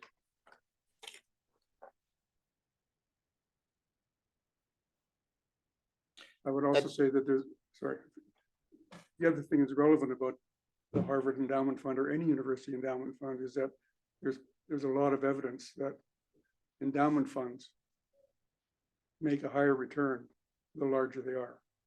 So if it's a small endowment fund, the expected return would probably be a lot less than you would get on the Harvard Endowment Fund. Evidence suggests that. Thank you, sir. The fourth complaint that I can see that you levy to the opinion that the RST can invest in a diversified set of riskier assets like equities and realize the long-term higher returns is at paragraph 20, where you say the notional annuity fund would have had regular obligations to pay the annuities, just as a modern pension has regular obligations to pay retirees. And that's an assumption that is, I put to you, not in the evidence. Would you agree with that? Not in what evidence? Not in the evidence before this court. No, You don't agree with me? no, I agree with you. Oh, okay. So that's another one of your conjectures. No more so than the Stiglitz-Hutchins conjectures. Okay. Would you agree with me that the value of a conjecture is dependent on what the evidence is, whether there's evidence to support the conjecture or not? Well, the evidence to support the conjecture I would make is that sovereign wealth funds are well known to be unsustainable. That there are very, very few sovereign wealth funds that are like Norway. Think about the Alberta Heritage Fund. The Alberta government has not been able to resist the temptation to draw on the Heritage Fund during a downturn, when the oil prices were low. So it doesn't invest from a long-term point of view. And my point is that in order for you to imagine a small group of people investing for the long term, you have to make pretty strong assumptions about their commitment not to touch that fund for a long period of time, more, 7 generations, if you like to think about it that way. That may be possible, but I don't think there's any evidence presented by Professor Stiglitz and Mr. Hutchins that would be likely. All right. So And can I just ask, so this is possibly once more what I tend to think of what goes on in economic theory, a conjecture of future behavior in a set of circumstances. Yes, Your Honor. And you say you can look at the Norwegian Sovereign Wealth Fund and see that the money has stayed there and built up, or you can look at the Alberta Fund and, to use your words, the irresistible temptation of individuals to use that fund. That's right, Your Honor. Or use that fund, use the capital in the fund. That's right, in adverse times. Thank you. At slides 15 and 62, I'm not going to ask you to pull them up yet. That is where in your slides, you talk about the implications of the equity risk premium and the equity premium puzzle. Yes. You remember talking about that? Now, I'm going to put to you that the equity premium puzzle is not an economic principle. It's a statement of a puzzle for economists. Is that fair? In a sense. I can explain why it's treated as a puzzle, but maybe it's. Well, I'm going to ask you why about that in a moment.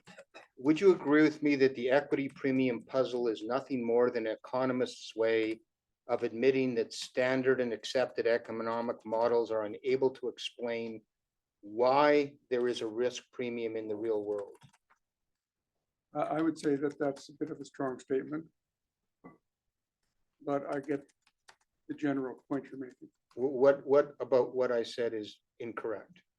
The blanket statement that we can say nothing about the source of the equity premium puzzle.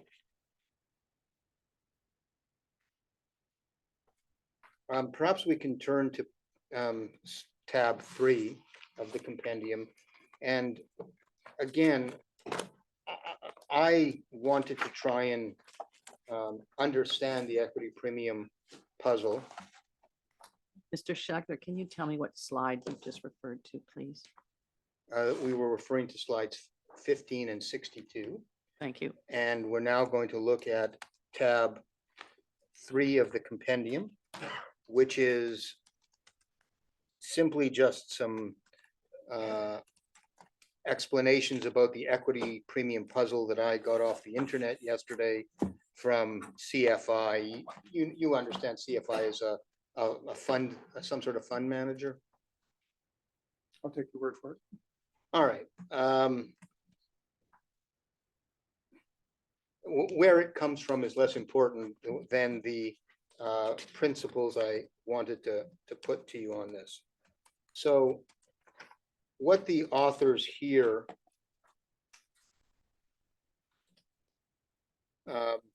say is, what is the equity premium? And we're over at page 8 of the compendium. I want to start with that.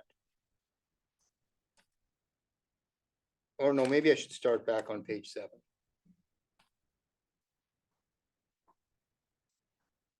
What is the equity premium puzzle? They say the equity Sorry,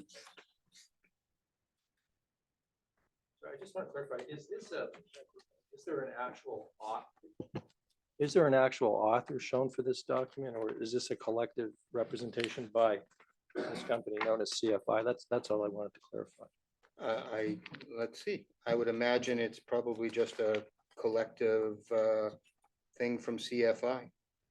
Thank you.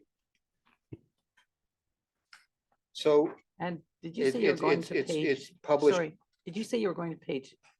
7 of the compendium, which is the first page Oh, of the equity premium puzzle. got it. First page. Thank you.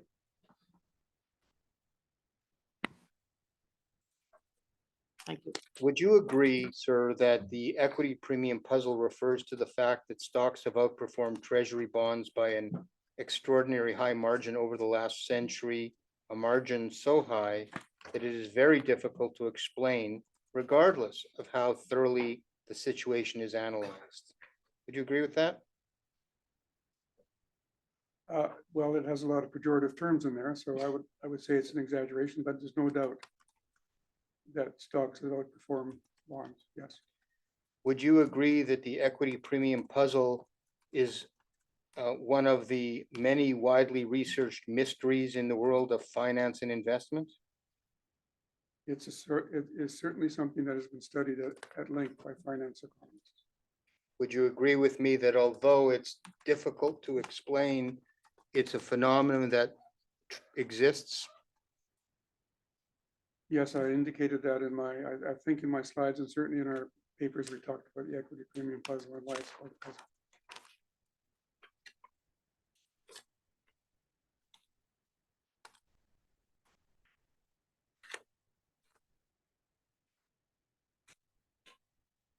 And over on page 8,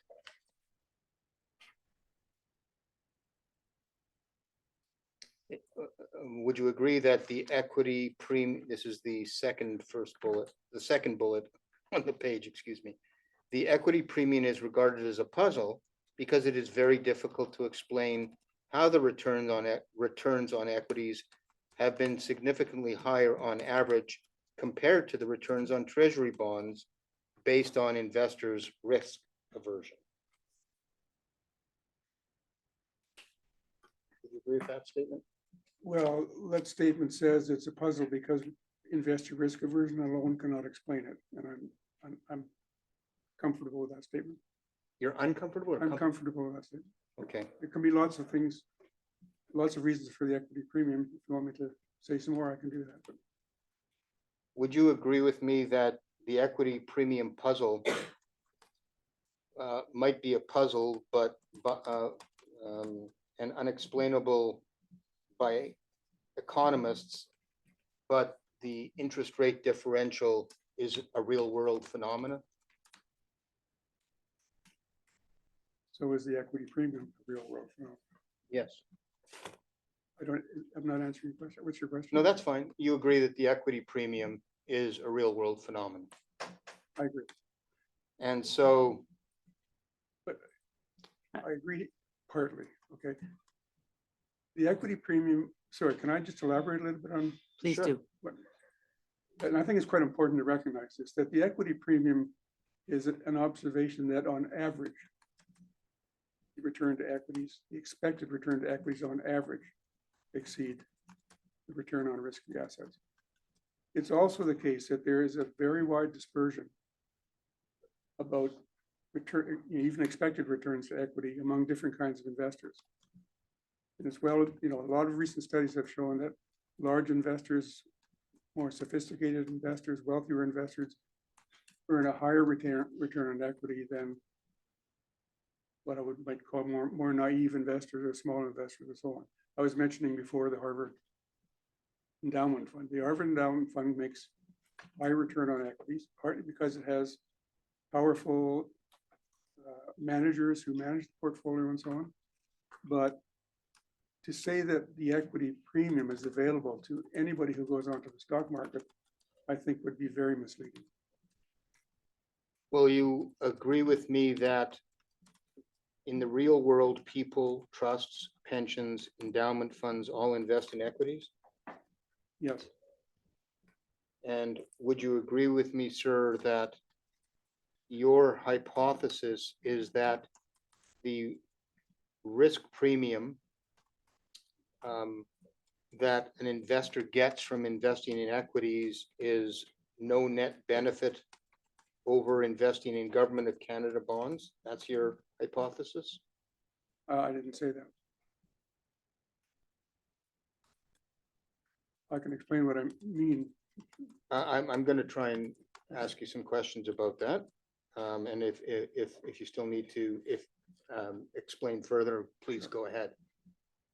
In numerous of your slides, you have told the court, you've given evidence in your reports that there is no net benefit to an investor by investing in equities. That's the message they're leaving with, at least with me. Mhm. Am I wrong that that's the message you want to try and leave? Yes, it's my fault. I mean, it's a lot more nuanced than that. And I'm aware of the fact that one doesn't want to put too much nuance into a report that people can read, but I would say that you cannot equate the equity premium with a net benefit to the investor in general, because a lot of that premium is simply compensating the investor for what I've called the cost of risk, which encompasses a lot of things, for putting money into their stocks. Let's try and stay in the real world of someone investing $100 at 10% equity as opposed to 4% bond. Expected return on equity. No, it's a year later, they've actually got the 10% return. Oh, but when they make the decision, they didn't know it was gonna be 10%, Well, they hoped it might have been 15%, and but they only had an expectation. they only had an expectation, and so they end up investing in equities, and after 1 year at 10%, they have $110 in their pocket. That's real world $110. They could have had $90, Could have had $90, but they've got 110. but they didn't know that before when they invested. That's not, I haven't asked that question, okay? I'm All a bit slow here. right. I don't think so. I don't think you're, I wouldn't say you're slow at all. If they would have invested in bonds, you know, bonds are not guaranteed. There is risk. You talked about that yesterday. But it's less riskier than equities. You would agree with that, Yes, at least for a short-term investor, it's less. yes.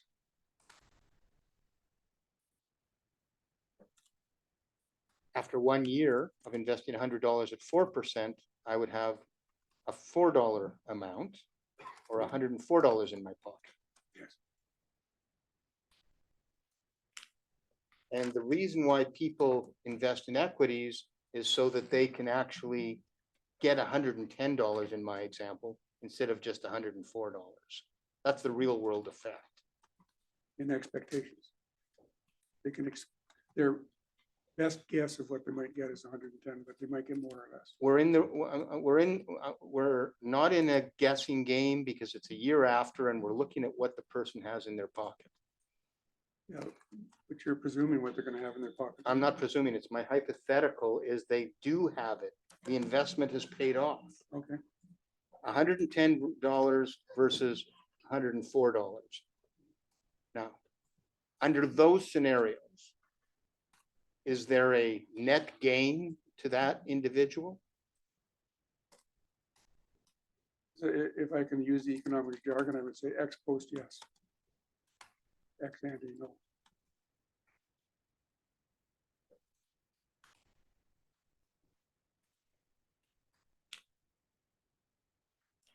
I put it to you that a higher return from someone who is thinking about investing, the possibility of investing in equities. Sorry, let me rephrase that. People invest in equities because they perceive they're going to get a higher rate of return than bonds, correct? They're willing to take a risk by investing part of their wealth in equities, but not all of it, because they realize that it may be a bad outcome. But the reason why they put a portion of their investments into equities is because they want a higher return than bonds. Higher expected return. Yes, they want a high, they perceive they will get a higher expected return, correct? But that doesn't make any sense. They can't perceive they're gonna get a higher expected, they can see, they know what the expected return is, but they have no idea what they're gonna get. Sorry, I don't mean to sound too much like an economist, but it's actually quite an important distinction. Well, for me, the question is what Mr. Schachter's asking not the basis of what is often been called rational conduct, that someone who wants a higher rate of return puts their money in the stock market. They may know that they're not going to get it, but that's what they want. So that's what they do. They're willing to take a risk, yes. They're willing to Right. take a gamble, yes. So they don't want an expectation of 110. They want a higher rate of return. So that's where they go. Right, but I think that, sorry if I don't want to take it off track too much, but I think if you ask the question, why is there a higher rate of return on stocks than on bonds? But that's not the question the investor is asking. No, but the investor takes as given what the market has determined. And the reason that the market has a higher return on equities than on bonds is because on average, in order to get people to buy equities, there has to be a higher return, otherwise they wouldn't buy them. So there's an equilibrium differential between the return on stock and the return on bonds, and the differential arises for a number of reasons. One is the riskiness, otherwise others have to do with liquidity and so on. But I don't think, sorry, I won't say anymore. Okay. But the problem is that you're using economic principles and then a way to try and explain the reason for the puzzle. Mhm. And you're turning that into a proposition that there's no net benefit to investing in anything better than bonds. And I submit to you that that is a logical fallacy. Would you agree? It may be a bit of an exaggeration in the sense that there may be some net benefit that you get, to use another economic term, on your inframark, on the first dollar that you invest in stocks, where you don't attribute much risk to a little bit of money you put in the stocks, but you keep on investing until the last dollar you put into the stock market just balances what you perceive to be the risk versus what you can get risk-free. And I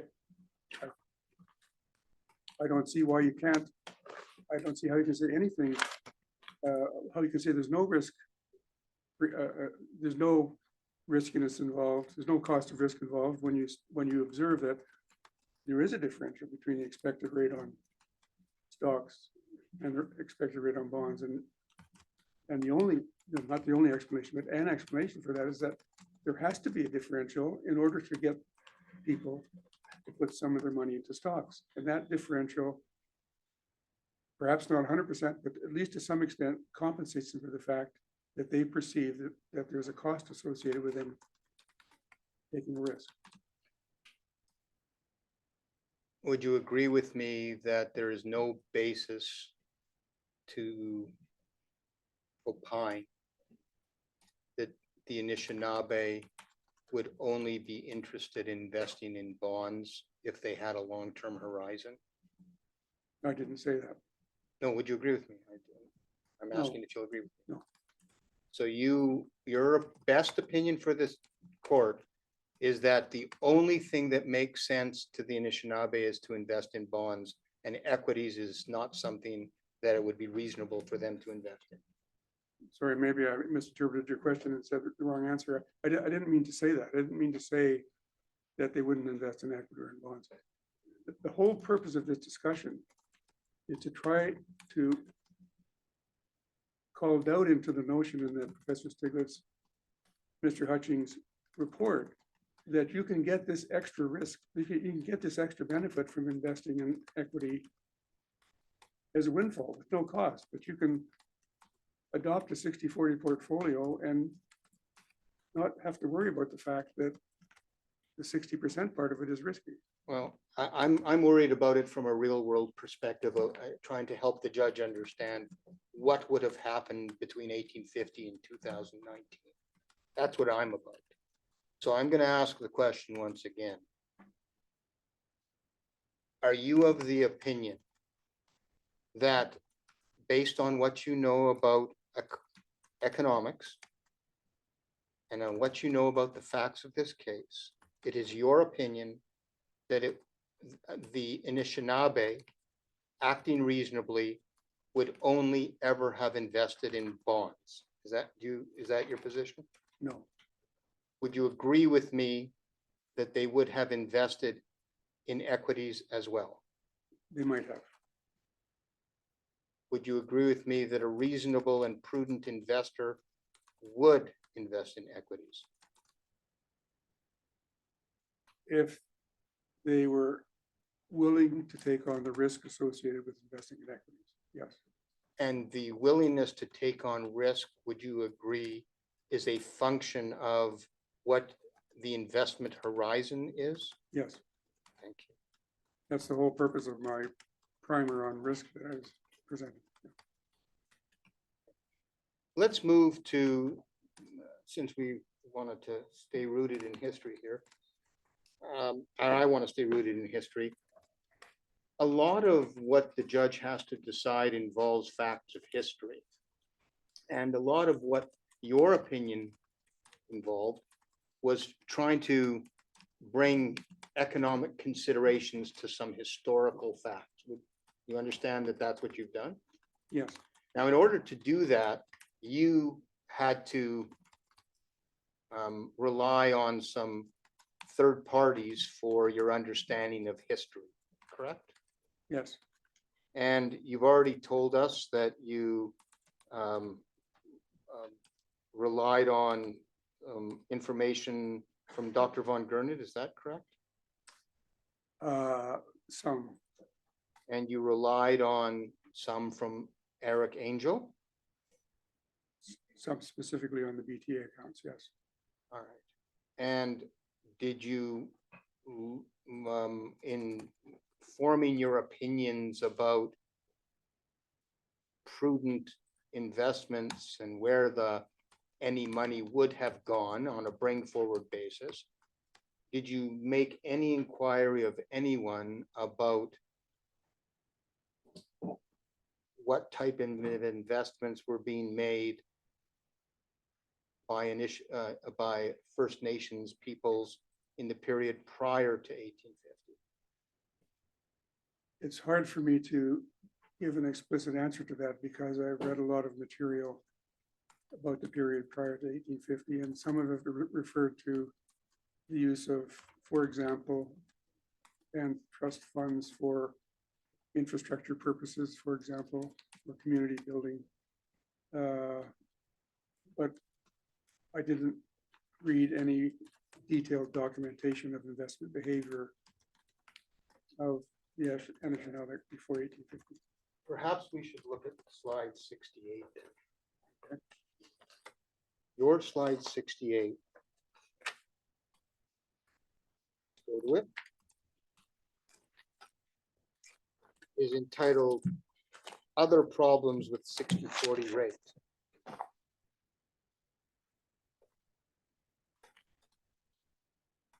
So the first bullet is you say it's arbitrary to only include in stocks and bonds. See that? Yes,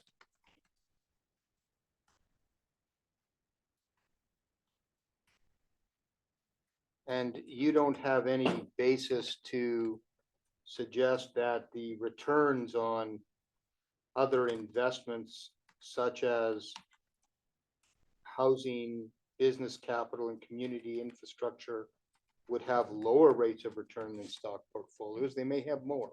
they may have more. Sure. Would you agree with me that,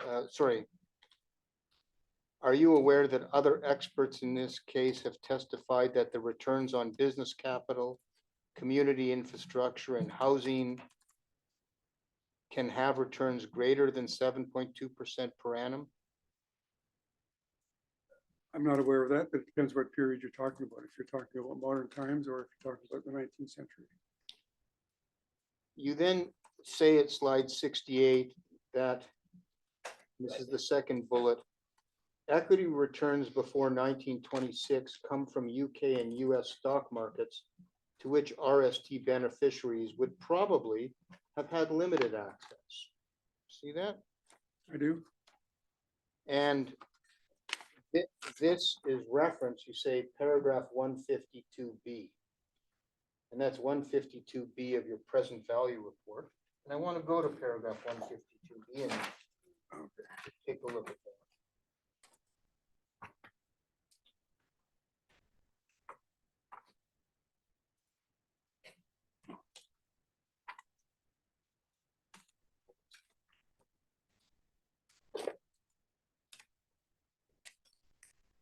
So let's just compare the two statements you make. In bullet point number 2, which you attribute to paragraph 152B, is the point that equity returns before 1926 come from UK and US stock markets to which the RST beneficiaries would probably have had limited access.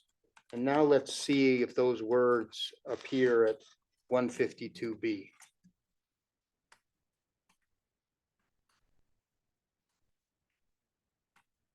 They don't, do they? I would say the words mean roughly the same thing. Sorry, your slide talks about what happened before 1926, and your report talks about what happens after 1926. That's a pretty big difference to me. As I read bullet 152B, the last sentence says the extent to which RST members would have had access to the latter is questionable. Where the latter, well, I can see there's a typo in the report, and I think that's pretty obvious by looking at it, but the equity turns for the period, it should have been before 1926, come from the UK and US sources. I mean, that's simply a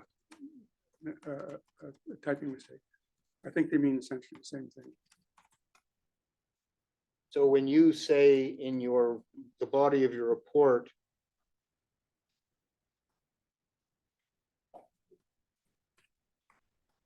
yeah, 152B, when you say that equity returns for the period 1926 to 2020 come from the United Kingdom, you meant to say equity returns for the period prior to 1926 come from United Kingdom. Is that what? Yes, yes, I'm sorry. All right, so you made a mistake.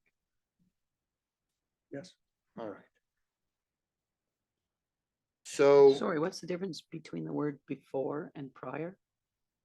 Is that what am I looking at the second bullet? the second bullet talks about what the factual situation was prior to 1926. Yes. And the report actually talks about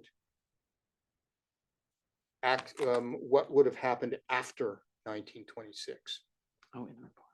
And so I'm trying to drill down in, I mean, it's one thing to say, opine that prior to 1926, sorry, it's one thing to say, as it does in the report, that the RST members would have had, the extent to which the RST members would have had access to equity returns between 1926 and 2020 is questionable.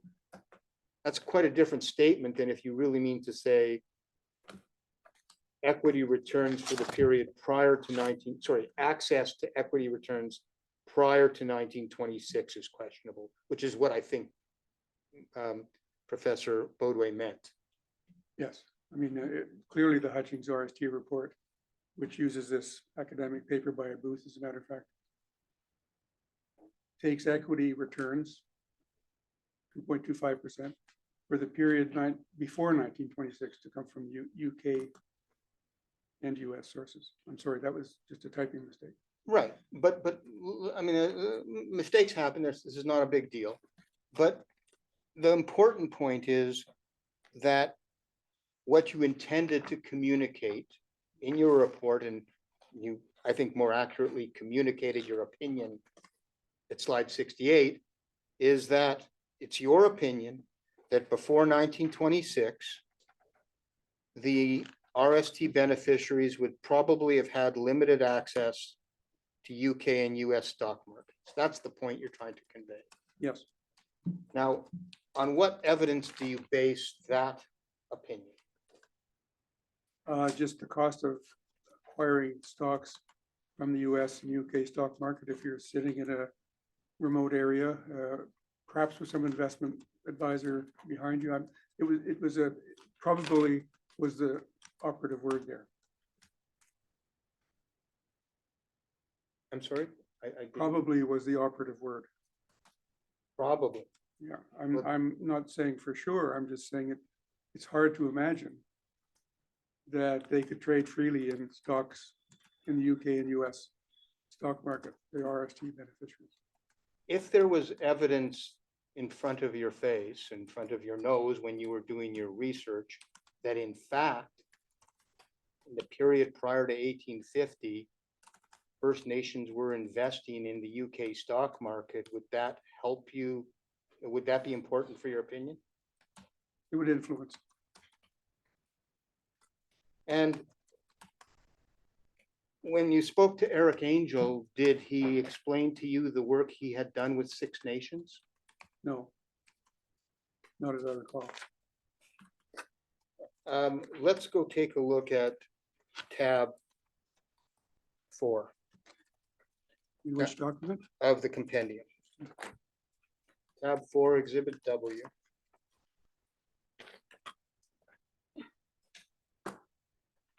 This is a document entitled "The Six Nations Indians of the Grand River with the Trustees between the 13th August 1841 and the 31st May 1843 inclusive."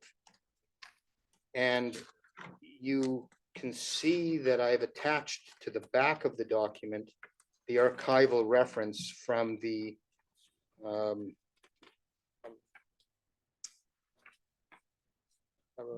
Library and Archives Canada. Okay.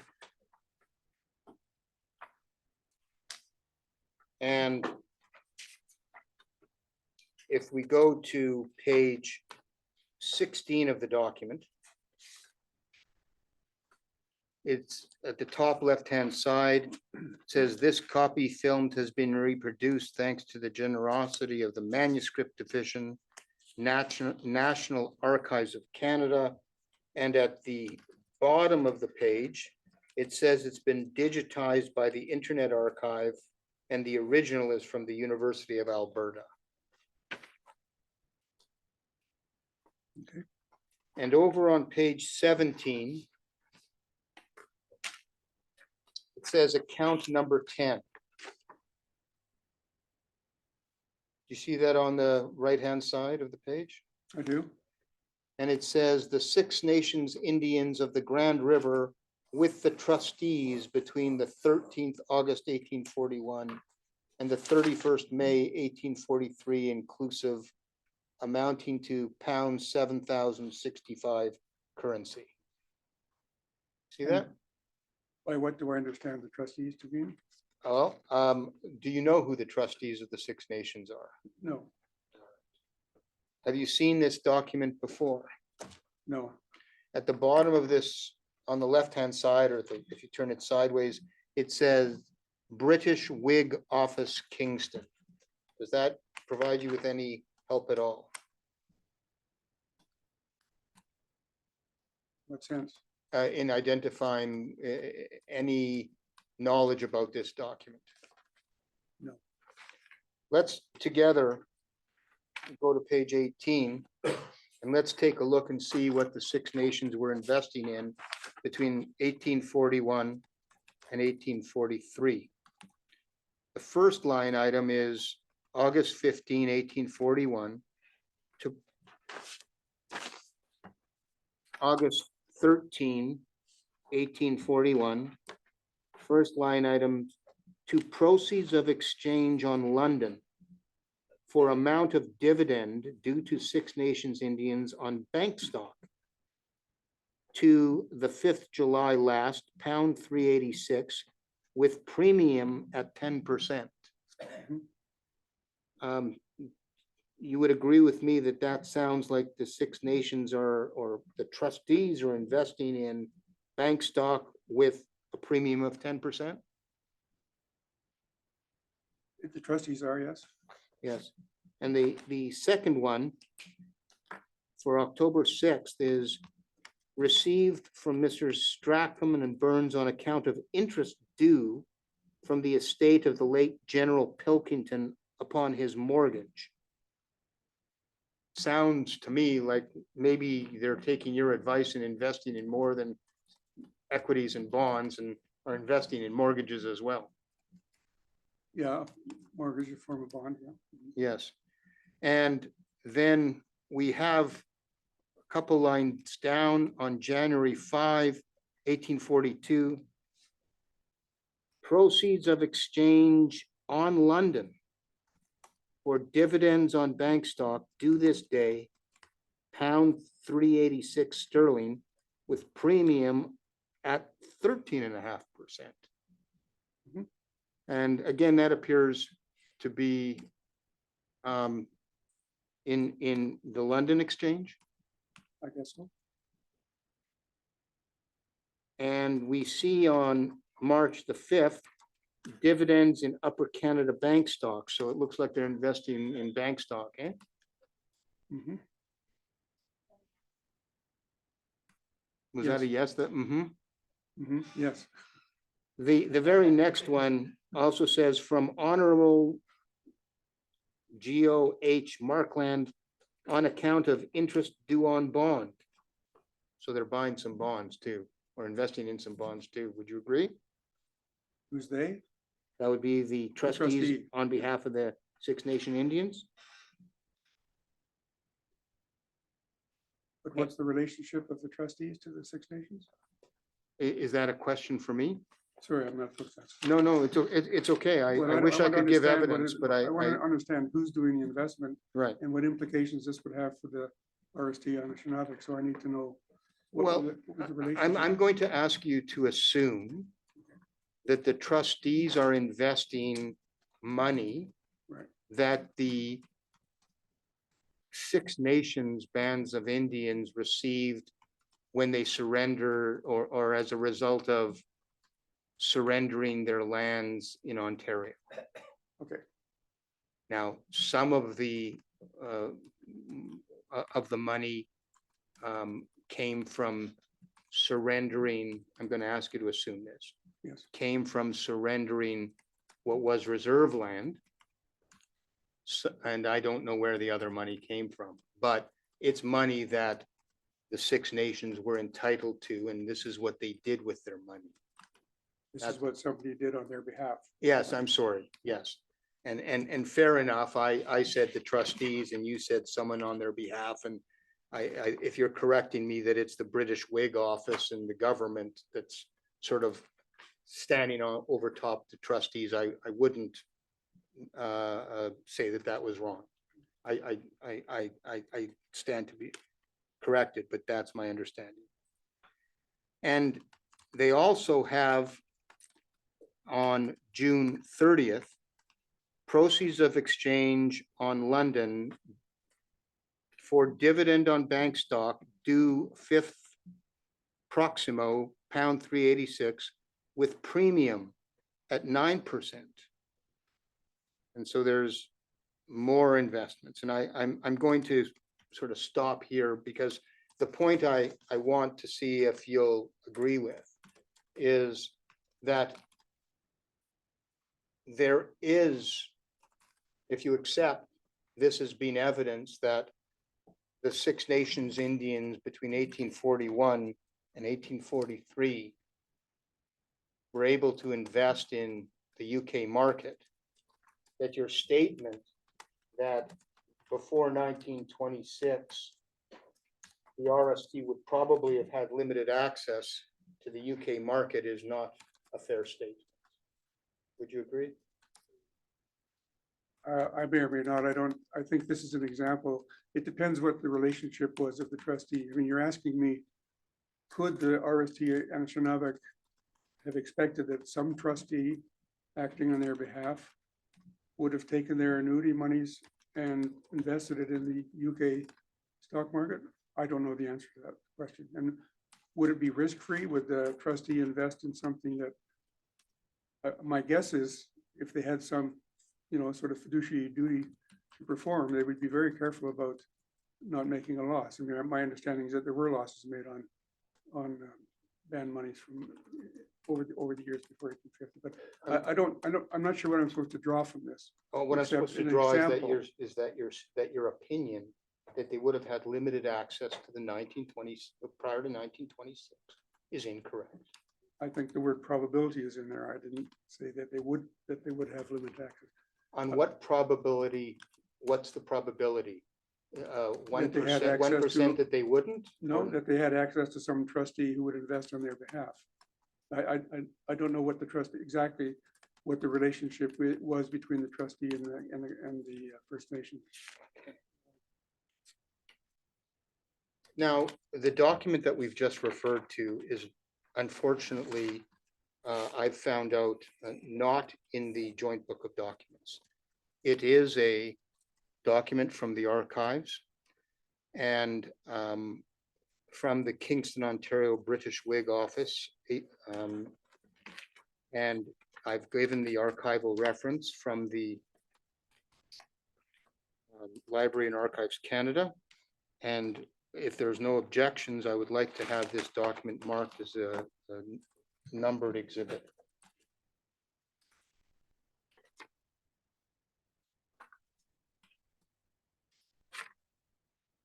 Oh, just wait. Mr. Marcello?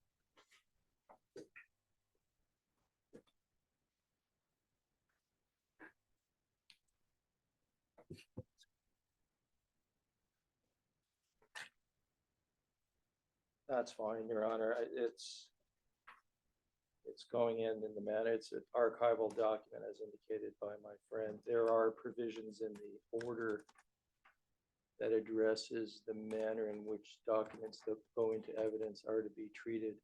It has, as I recall, in it a clause in which parties may object to how a document is used later as they see fit. I will reserve the right to do that. Not seen this document before today. I don't want to be difficult in terms of having it marked as an exhibit subject to what I've just said.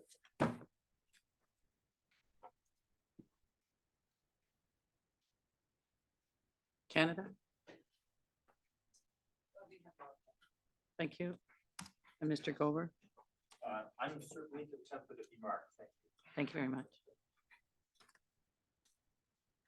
What did you say? Exhibit 75 then shall be referred to as, what would we say? Is this a report? It is the description is on page 17 of the compendium of the, I guess, the fourth or fifth page. It says the Six Nations Indians of the Grand River with the trust, account number 10, the Six We can stop Nations. there. How about that? Six Nations of the Grand River, account number 10 Yes, for the name of it. that's fine. Thank you.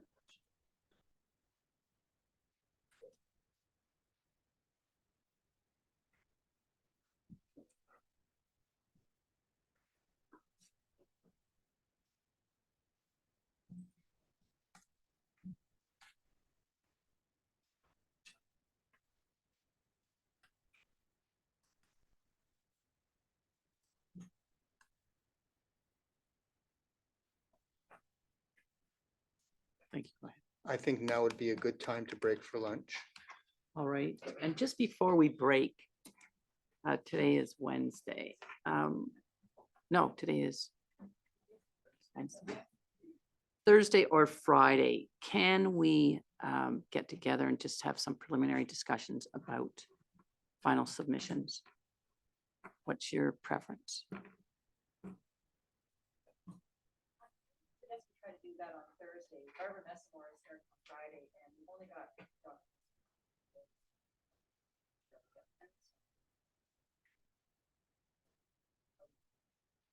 All right. And, okay, so can we do that then? I'm not talking about a long meeting. The other option would be, I don't know how we're doing here. I mean, we might be finished early tomorrow morning. I mean, we might have time tomorrow to deal with it as well. I believe that's what's being proposed. Oh, tomorrow's Excellent. Thursday already. Tomorrow at lunch works for us. What's that? Yeah. Okay, so let's put that on our calendars then for Thursday at lunch and something else. And I just want to advise that Thunder Bay Courthouse has confirmed those dates are good with them. That's September 11 to 26. And they wrote an additional note don't appear to have, that said that what they call their Aboriginal space is available to us most days, but I'll let you work with them. I think it's maybe has one day excluded in there. Okay, Thank you. thank you Thank very you. much.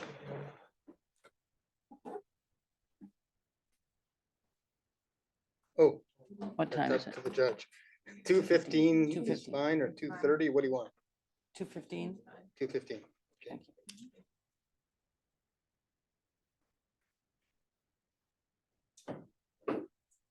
This court recess until 2:15.